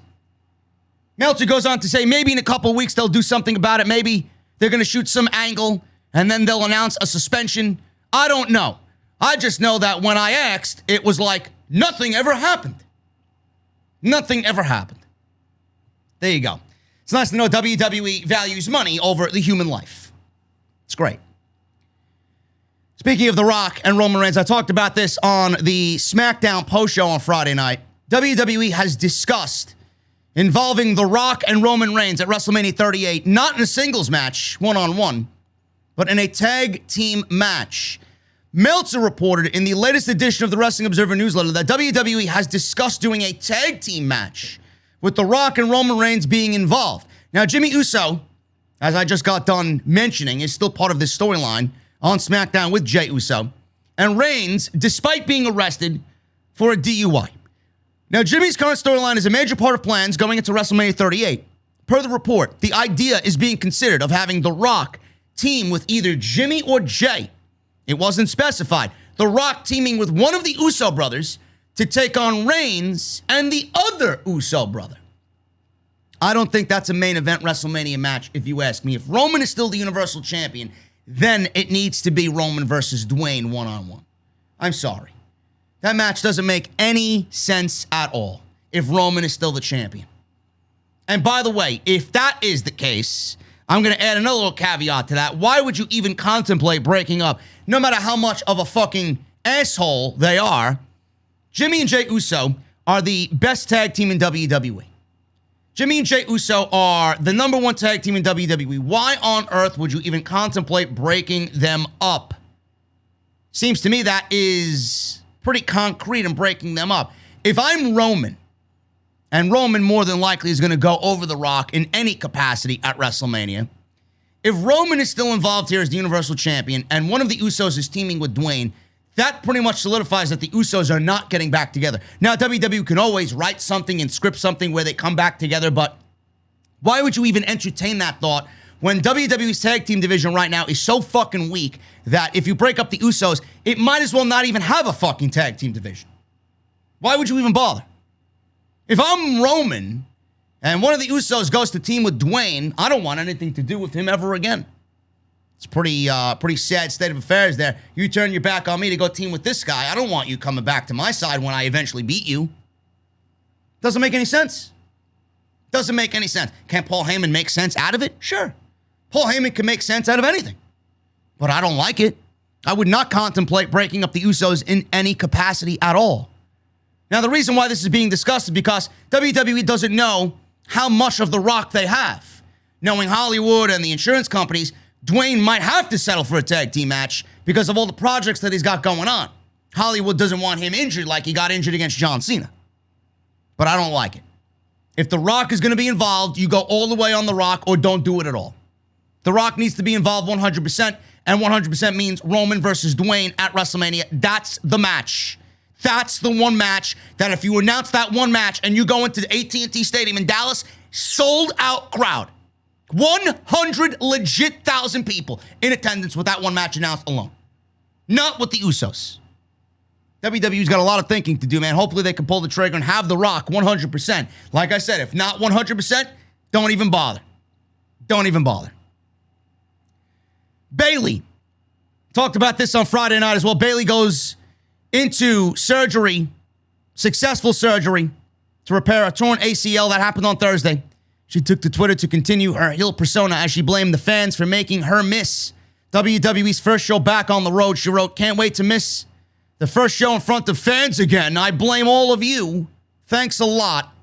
9 to 12 months is where the timetable is for Bayley to come back. And it's going to be a huge blow to have that woman out for 9 months. WWE superstars are very upset about Bayley being injured, and they're upset about Vince McMahon's newest training edict. There were people backstage that were legitimately pissed off that Bayley is now out for reasons that could have been avoided. Wrestling Observer and Dave Meltzer explained how some WWE superstars were very unhappy about having to change up their personal time in order to accommodate Vince McMahon's wishes. Now, I get it. I get why they're upset. If it didn't need to be, Bayley wouldn't have been hurt. She might have gotten hurt in the ring. Maybe it's something that was just God telling them that, listen, Pamela's going to be out for 9 months. I'm going to take her away from you now instead of having it happen in front of live fans. God works in mysterious ways, man. We don't know what he's conjuring up there. But I'm not going to sit here. Listen, I could shit on Vince McMahon every single day, every single breath that I take, and mention what's wrong about the WWE product. Easy. That's why it's called Off the Script. But I will say this, man. You know, people may be unhappy about Vince McMahon's new edict. And I'm sure the unhappiness is coming from the top, the elite, that don't feel like they need extra training and they're TV ready and all this shit.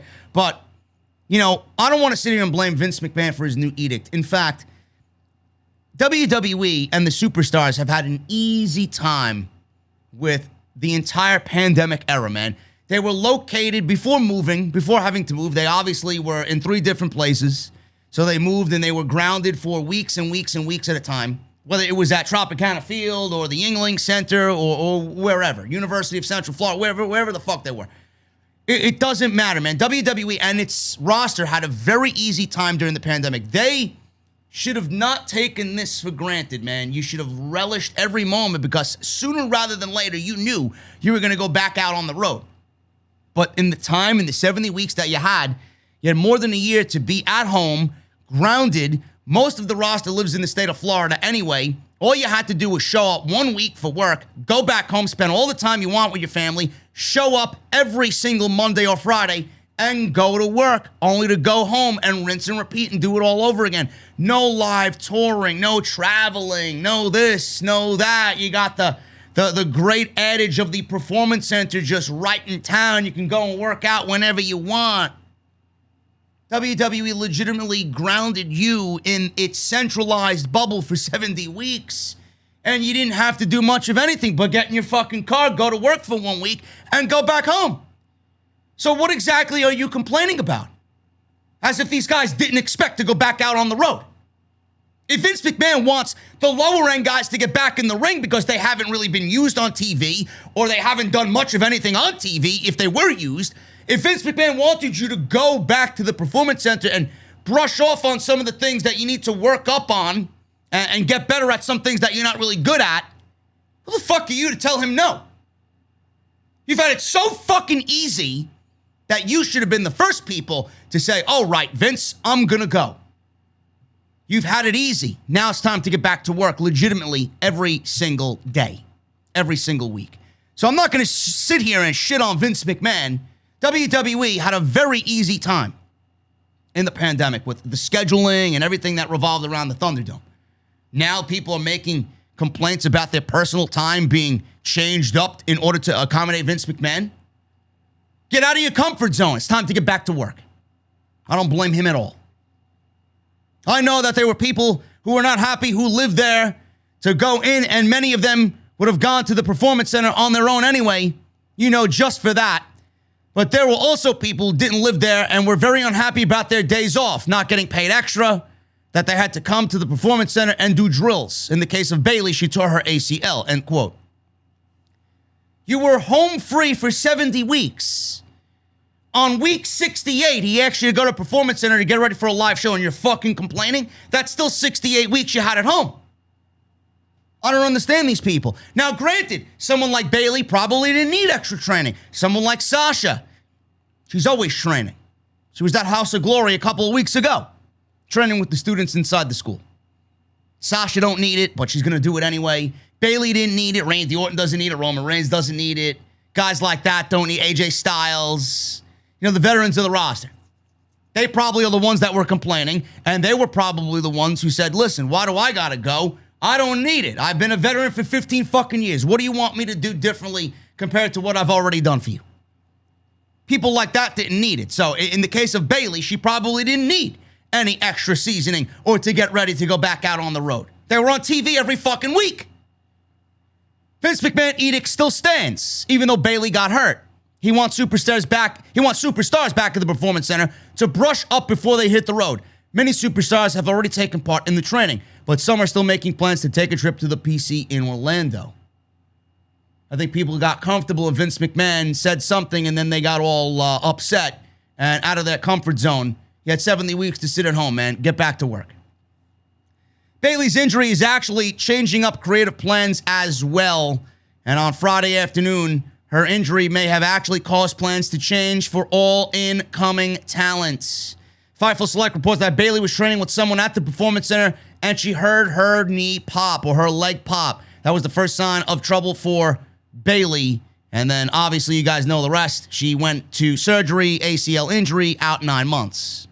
There is some frustration with SmackDown right now because they have a severe lack of talent. WWE has obviously tried to change that in the last couple of weeks by bringing up Tegan Nox and Shotzi Blackheart and Toni Storm as well. Xia Li got a tryout, which we'll talk about in a second. And Aaliyah was brought to the main roster in what I believe was a trade for Mandy Rose. So we'll see what happens with that come Monday night. But there was some frustration on SmackDown before all these NXT women came to the roster. Two talents on the SmackDown roster openly expressed frustration that the company has a lack of depth, and that left them scrambling to find an appropriate replacement for Bayley. The idea is that WWE did it to themselves, and that is quite present because the company just axed a number of talented superstars. On the other hand, Bayley also carried SmackDown's women's division during the pandemic and always went above and beyond.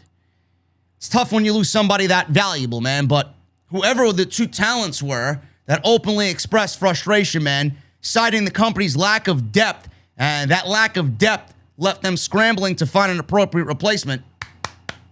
Good on you, women, man. Or whoever it was. It might have been two males. Who knows? But I'm assuming it's having to do with the women's division. It is women in the division openly expressing frustration, and good on that, if that is the case. WWE has nobody to blame but themselves. I say it every fucking time. Vince has nobody to blame but himself and Bruce and the writing team when there's no new fresh faces and your ticket sales are selling poorly in New York City. That is on you. And this is also on you as well because you refuse to build any new stars. And like I said before, I said this a couple weeks ago, I find it funny how WWE is now scrambling for women on SmackDown side that you got to go now and purge NXT. But you had Chelsea Green, you had Ruby Riott, you had Mickie James, you had Billie Kay, you had Peyton Royce. All fired. All fired. Santana Garrett, can't leave her out. Fired. When the one thing you need now are bodies in that women's division. You did it to yourself. I feel no sympathy for anybody on that writing team because you are the ones to blame for what we see on a weekly basis, or the lack thereof, I should say.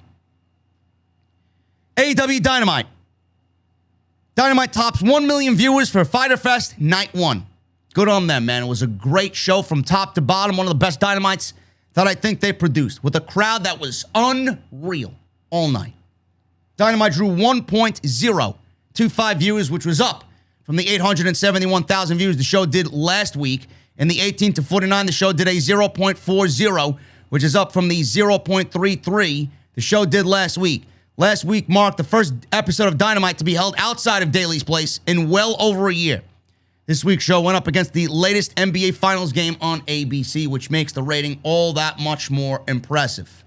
This episode marks the first time since May 5th of Dynamite, which featured the Blood and Guts match that did over 1 million viewers.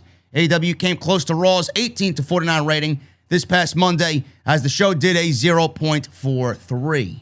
If anything in WWE doesn't rattle them, that should hopefully rattle them, man. If Monday Night Raw is that close to AEW Dynamite in the 18 to 49 demographic, that is all on Vince McMahon. The show is just not generating with the proper audience, man. It's not. The show is lame. The show is boring. The show is not cool. The show's not exciting. Meanwhile, AEW Dynamite is drawing Monday Night Raw numbers in the 18 to 49 demographic in 2021. Company that's been around less than 2 years. Monday Night Raw's been on the air for 29 years. 28 years. What the fuck is going on over there?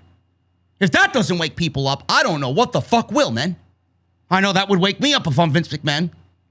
That would make me want to change something badly when it comes to Raw. The episode had Fyter Fest theme to it.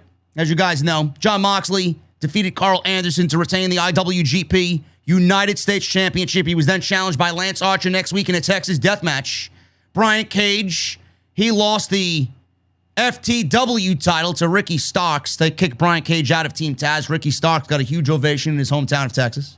He's the new FTW champion. Brian Cage now is solo. Matt Hardy versus Christian Cage. Christian Cage beats Matt Hardy. Penelope Ford versus Yuka Sakazaki. And Yuka wins her match. I think that was well over a year for Yuka Sakazaki coming back to Dynamite.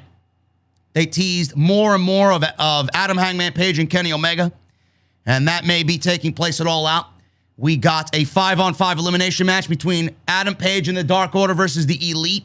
So Tony Khan's got something up his sleeve. We may not even get the match at All Out. We don't know. Then we got the Tag Team Championships being on the line if the Dark Order beat the Elite. Not only does Page get his championship match against Omega, but the Dark Order, any pairing of them, I guess, Stu Grayson, Evil Uno, Maybe Johnny Hungy and Alex Reynolds. I don't know. They get a shot at the Tag Team Championships and the Young Bucks. And we finally got the first match for Jericho's gauntlet for the Pinnacle. MJF is throwing Shawn Spears at Chris Jericho next week. And the rule is Jericho has a standard match, but Shawn Spears is able to use a chair because he is the chairman of the Pinnacle. So that is match number 1 for Jericho in his trial and tribulations against the Pinnacle. Great show. Absolutely great show. I'm very much looking forward to Fyter Fest Night 2. Hopefully they can continue that consistency of 1 million viewers. But you put on a good product, people will watch. It's not that difficult to figure out. If WWE followed the same rules and path that AEW is doing, maybe they'd see some difference on Monday Night Raw. But they refuse to do anything to change the program. They're just stuck in their own ways, man. Dynamite was awesome. I'm putting this here because Buddy Murphy has been talked about going to AEW. And Buddy Murphy still is under his 90-day non-compete. Buddy Murphy dropped a big tease about his pro wrestling future recently, and fans might see him after August 31st because he's teasing this very boldly on social media. It's unclear if AEW is interested, but Impact Wrestling surely is interested in Buddy Murphy. Following his release, Murphy has spoken about his time in WWE with fondness and criticism. Obviously, he wanted more out of his WWE run than what he got. It was noted in the Wrestling Observer newsletter that Impact Wrestling is making a major play for the former Buddy Murphy.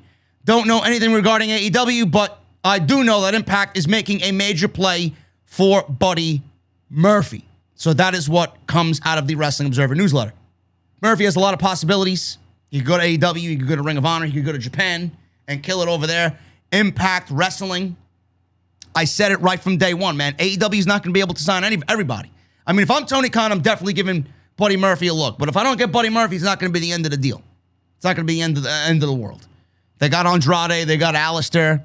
That's all they need. Tessa may be coming in. Keep an eye on Tessa. Ruby Riott. Those are the names that you got to go out and get. So those are the names I'm going to put above a Buddy Murphy right now. But if Buddy Murphy does come into AEW, I'm not going to be upset about it. Buddy Murphy is a phenomenal professional wrestler. But I do think before he goes to an AEW or goes and does anything else, I think he would absolutely kill it in Impact Wrestling, man. I really do. Give me some matches with him and TJP, Ace Austin. Give me Buddy Murphy versus Josh Alexander, man. Take my money. Can you imagine that? Unbelievable. Buddy Murphy would kill it in Impact Wrestling, man. You could even team him with Wesley Blake is over there, right? You could team him with Wesley Blake. You could get the whole fucking group back together. Wesley Blake, Steve Cutler's over there. Let's get them all back together, you know? So let's do that. They got a bunch of ideas they could do, but the guy's a great professional wrestler. He's going to be great wherever he is. So if I'm Impact, I'm absolutely making a major play for Buddy Murphy. But if AEW loses out on him, it's not the end of the world. So we'll have to see what happens. Slammiversary is tonight, and he's still under his 90-day non-compete, but he won't be showing up tonight at their pay-per-view. So good on him, man. I hope he lands on his feet somewhere he needs to, because I believe he's having visa issues as well, so he needs to find work immediately as soon as those 90 days are up. NXT. On Tuesday night, their ratings were up for Karrion Kross versus Johnny Gargano and their NXT title match. NXT did 705,000 live viewers. That was up from 654,000 viewers the show did a week ago. In the 18 to 49 demographic, they did a 0.19. The show did a 0.18 just a week ago. This week's episode was a Great American Bash theme. The show did not have any NBA to go up against. And the show features Santos Escobar versus Dexter Lumis. Casey Catanzaro and Kaden Carter versus Aaliyah and Jessie Kamea. I have news on Aaliyah in just a second. Tyler Rust defeated Bobby Fish. Saray almost knocked the head off of Gigi Dolan, the former Priscilla Kelly, Darby Allin's ex-wife. Ika Manjiro versus Duke Hudson was the first match in the breakout tournament. And Karrion Kross defended the title against Johnny Gargano, which seen Kross retain. And then he was provoked by Samoa Joe. Samoa Joe did not lay a hand on Karrion Kross. He actually walked away like a man. Kross, I guess he intended to put his hands on Samoa Joe. He kind of teased it in the beginning of the show. And that was what crossed the line for Karrion Kross. So I don't know what they're doing there. It was a very good show on Tuesday night, and I really love the angle with Kross and Joe. I talked about that on Tuesday. Not really sure what they're doing and where they're going. I'm not too keen on Samoa Joe beating Kross for the NXT Championship. If Wrestling 101 proves to be correct here, Kross laid a hand on a management official, which would mean he is being stripped of the NXT Championship, which was probably the original way that I wanted this to go anyway. But we don't know where it's going to end up. I don't think Kross should lose before he gets demoted to the main roster. But I was thinking about it, and I'm thinking to myself, well, if they do bring him up undefeated, does that really make it look good for Kross? Because the first thing that they're going to do is probably put a bullseye on his back and beat him. And God knows that they'll probably put him in a fucking match with Drew Gulak and have Drew Gulak get a fucking surprise victory or The Miz over Karrion Kross. We don't want to see that. So if that's the case, you might as well just beat him now and have Joe take the title and then have Joe drop it to an Adam Cole or Pete Dunne, which they've been teasing as well. Matches with Cole and Pete Dunne individually. But I don't know where they're going, man. If like I said, if Wrestling 101 proves to be correct, then Samoa Joe is going to strip, or Karrion Kross, rather, is going to be stripped by Joe and William Regal of the NXT Championship, and then goodbye. Off to the main roster you go. Demoted. So it's going to be very interesting to see what they do and what they come up with on Tuesday night. But all in all, it was a very good show on Tuesday night. Now, Mandy Rose showed up on the Great American Bash Tuesday night. Rose did a brief backstage segment with Robert Stone later in the show after she showed up in a match with Gigi Dolan and Saray, which Saray went over. But she was standing there watching. She didn't really do much. She watched and then watched the ending of the match and then walked away. Then she had a segment with Robert Stone. Aaliyah and Jessie Kamea lost to Kaden Carter and Casey Catanzaro later in the night. Post-match, Aaliyah snapped and blamed all of her troubles on Robert Stone. So she attacked him. Frankie Monet, the former Taya Valkyrie, John Morrison's wife, came out and had some interactions with Jessie Kamea, and she got Kamea to leave Robert Stone. So Robert Stone is now without a Robert Stone brand. Frankie Monet seemingly stole Jessie Kamea from Robert Stone. But what happened to Aaliyah? Aaliyah got a standing ovation. It looked like Aaliyah turned babyface in this segment. Monet noted that the Robert Stone brand will no longer have to worry about Aaliyah. Rose appeared once again and said it looks like the Robert Stone brand is now under new management. PW Insider then reported that Rose is no longer on the active Raw roster and is on the NXT roster going forward. WrestleVotes also reported that there was seemingly a trade between NXT and Raw that saw Rose go back to NXT while Aaliyah is now on the main roster. So it appears that the attack by Aaliyah on Stone was a way to write her off television. The report stated, I'm not sure why. Sources say that it seems like a trade went down between the rosters. Raw trades Mandy Rose to NXT for Aaliyah. That's what WrestleVote said, end quote. We didn't hear anything about it on social media. NXT had since Tuesday to make light of this. Maybe they'll say something on Tuesday. I'm waiting to see what Monday Night Raw says. If anything, why Mandy Rose is not on the show and without Dana Brooke. Remember, Dana Brooke was teaming with Mandy Rose. They had these two as a makeshift fucking put-together tag team. Now they're no longer together.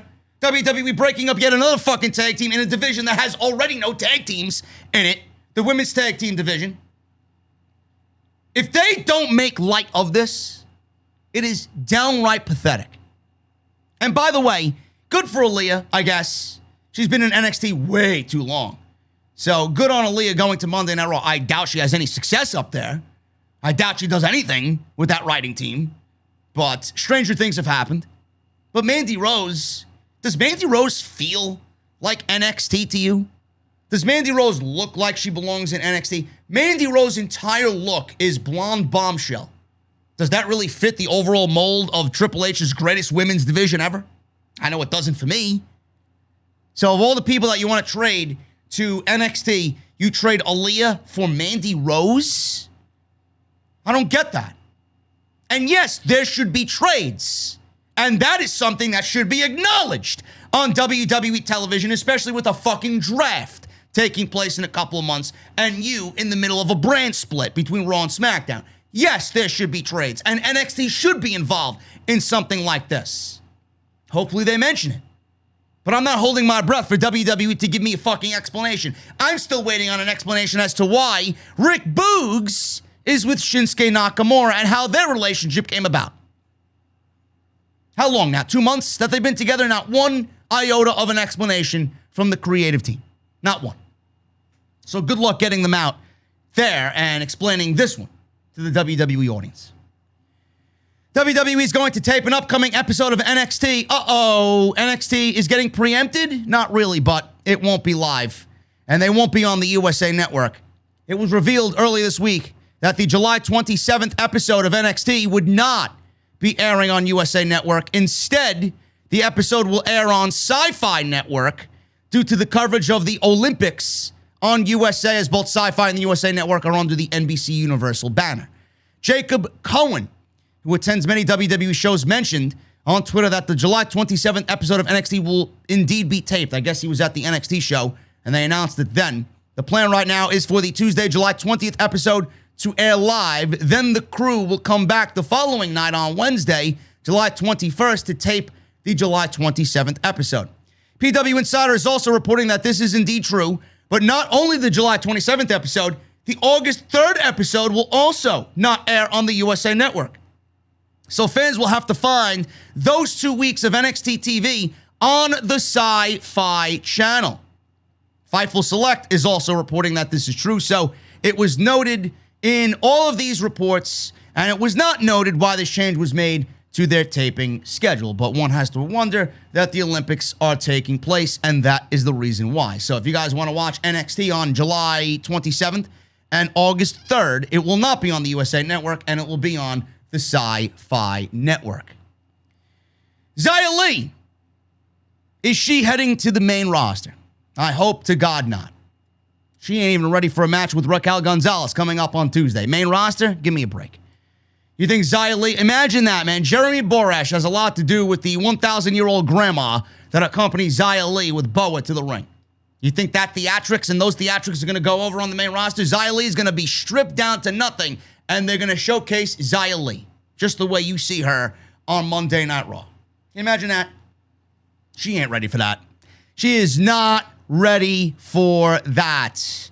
She had a dark match prior to SmackDown, and it may be an indication that she's also coming up to the main roster. Fightful Select reports that Xia Li was set for a dark match before SmackDown on Friday. It was not noted whether this match will be in front of live fans or not.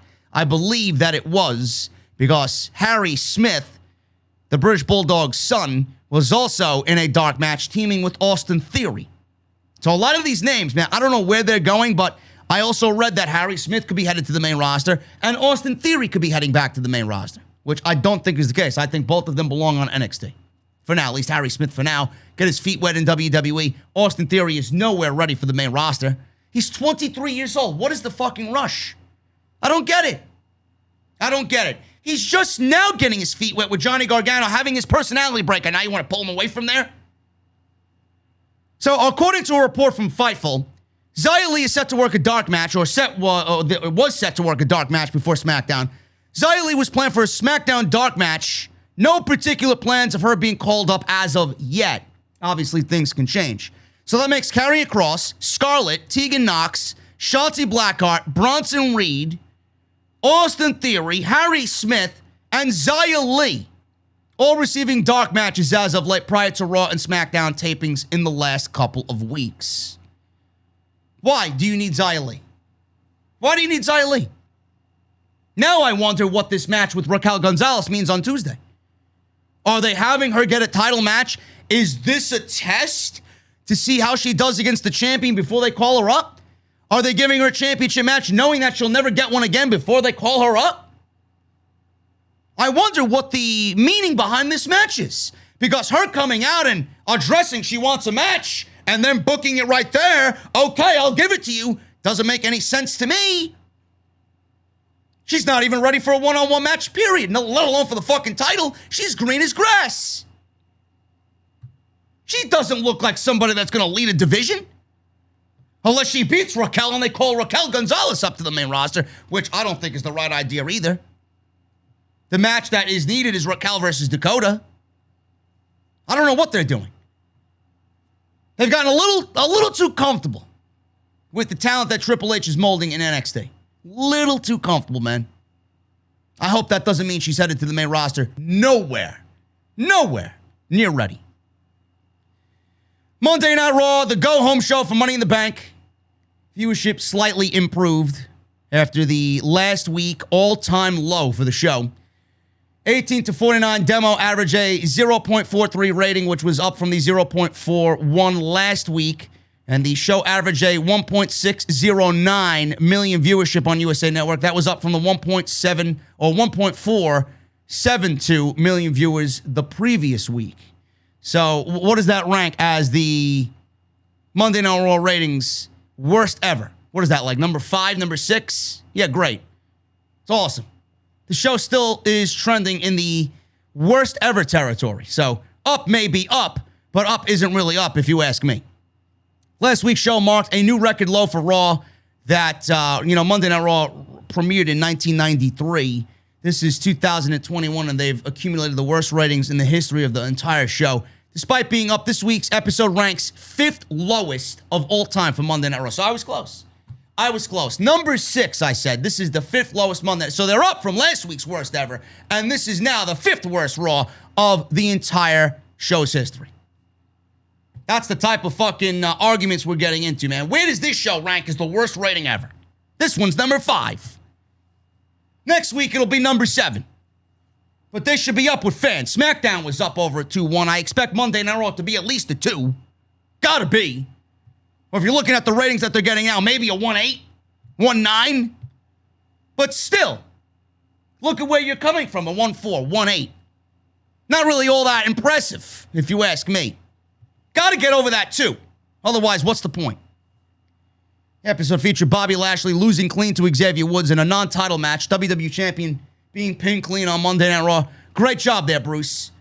Asuka versus Naomi versus Alexa versus the almost superhero Nikki Ash. Trey. Ricochet versus John Morrison. Falls Count Anywhere match. Probably the best thing on the night. United States Champion Sheamus versus Humberto Carrillo. Humberto continued to be a loser on WWE television. AJ Styles versus Ivar, and Omos versus Eric. What a show, huh? So good, I don't even want to talk about it because it's bringing me back to sleepless nights on Monday night. And finally, guys, before we get the hell out of here, I got one last story here. Listen to this one. Vince McMahon had plans for a male WWE superstar to play the role of Sister Abigail. Really now? Now, at one point, there was talk of resurrecting the character of Sister Abigail for Wyatt's storyline with Randy Orton a few years ago. And there were rumors that Santana Garrett, who got released in the latest rounds of cuts, or Alexa Bliss would be slotted into that role. Obviously, Alexa Bliss was slotted into that role, but Bray Wyatt, he was in this new Firefly Funhouse Fiend gimmick. The Randy Orton storyline that we're talking about was the old Wyatt family storyline before Randy Orton burned the fucking Wyatt family compound down to the ground. Now, apparently, there were serious talks about resurrecting the Sister Abigail character, but with a male playing it. Yes, this would have went over fucking brilliantly with the SJW, Virtue Signaling Geeks online. Oh, but you're having a male play a woman character. Guarantee it would have been the talk of the town, man. People would have lost their fucking minds and complained till they lost sleep over something so irrelevant in a male playing a female character. During an interview with Metro.co, Mike Bennett, the simp, Mike Bennett, said that WWE was about a week away from bringing the character to life, and the plan was for him and Eric Young to be a part of the Bray stable. Bennett said, and I quote, "Early on, when Bray turned into the Fiend, Vince was high on having Bray lead a group for some reason. He always wanted him to lead a group. But we were about a week away from making it happen where me and Eric Young were going to be a part of Bray Wyatt's new group. We were also actually going to be They were going to bring to life the puppets. Bennett continued, each puppet was going to represent an actual person. I don't remember, but there were talks that I was going to be Sister Abigail and Eric Young was going to be a buzzard. Bennett went on to say that he was ready to sink his teeth into this new role, but as is the case with many storylines, it was dropped. As of this writing, Wyatt is still off of TV, hasn't been on TV since losing to Orton at WrestleMania, and one of the worst outcomes that I've ever imagined for a pro wrestling match. Meanwhile, Bliss is one of the more featured characters on Raw, doing an offshoot of what he was doing with The Fiend earlier this year. So I don't know if that means Mike Bennett was legitimately supposed to play Sister Abigail or he was supposed to be the voice of Sister Abigail, because it sounds like that Mike Bennett and Eric Young were supposed to bring the puppets to life. So maybe they were going to voice the puppets, but I cannot see Mike Bennett playing Sister Abigail. That would have looked ridiculous. Maybe they were looking for something a little bit more demonic in stature. Maybe they wanted somebody taller than somebody like an Alexa Bliss to play the character. Maybe they wanted her to be a really ghostly creature with the height of somebody like Mike Bennett, who I believe is almost 6 foot tall. I don't know. Eric Young, he was supposed to play the buzzard, is what it said. Voicing the buzzard, voicing the puppets, maybe bringing the puppets to life, and the reimagining would be Eric Young. I don't know. But as always, with everything, WWE probably took something cool and something that could have worked and gotten over, and they dropped it because it didn't fit the narrative of what they wanted The Fiend to do. All they wanted to do with The Fiend was find ways to bury him. That's all they did. And now he's off TV. And when he comes back to TV, I want to see people cry about, oh my God, The Fiend's back, things are going to change. This guy has failed time and time and time again. Creative has failed him time and time and time again. Why would you expect anything different now that he's back on TV for a 4th time with another new gimmick? The best Bray was the Eater of Worlds Bray as he led the Wyatt family. That was the most intimidating Bray of all, until they dropped the ball on that as well. Anyway, guys, I'm getting out of here. I hope you enjoyed the podcast today. Let me know what you think down below. Go check out Sheath, man. SheathUnderwear.com. If you don't want anything, just click the link. Go check it out for yourself. You may find something that you like or something that you want. SheathUnderwear.com/script. I'll leave you guys the link in the description and in the comment section. Go check it out, see what they got, and support them because they support the show. Follow me on social media at JD from NY206. That's Twitter and Instagram. Hit that subscribe button down below. Turn on the bell for all notifications. Go and get your t-shirts, man. Summer Scam t-shirts now available on bonfire.com. Go and get yours before SummerSlam and the lamest party of the summer take place later this year in Las Vegas. Make sure you guys go and hit that subscribe button down below. Turn on the bell for all notifications. And go check out all the other videos that you might have missed on the channel. There is plenty to catch up on when it comes to OTS. Guys, I will see you tomorrow night live right here on YouTube. Money in the Bank post show right here on OTS. I will be live tweeting on Twitter. Make sure you guys check out for that and look out for that. And I will see you guys right back here tomorrow night for the post show on Money in the Bank. Till then, guys, have a great weekend. Have a great Saturday and Sunday. And I'll see you tomorrow night live on YouTube on OTS. See you guys later.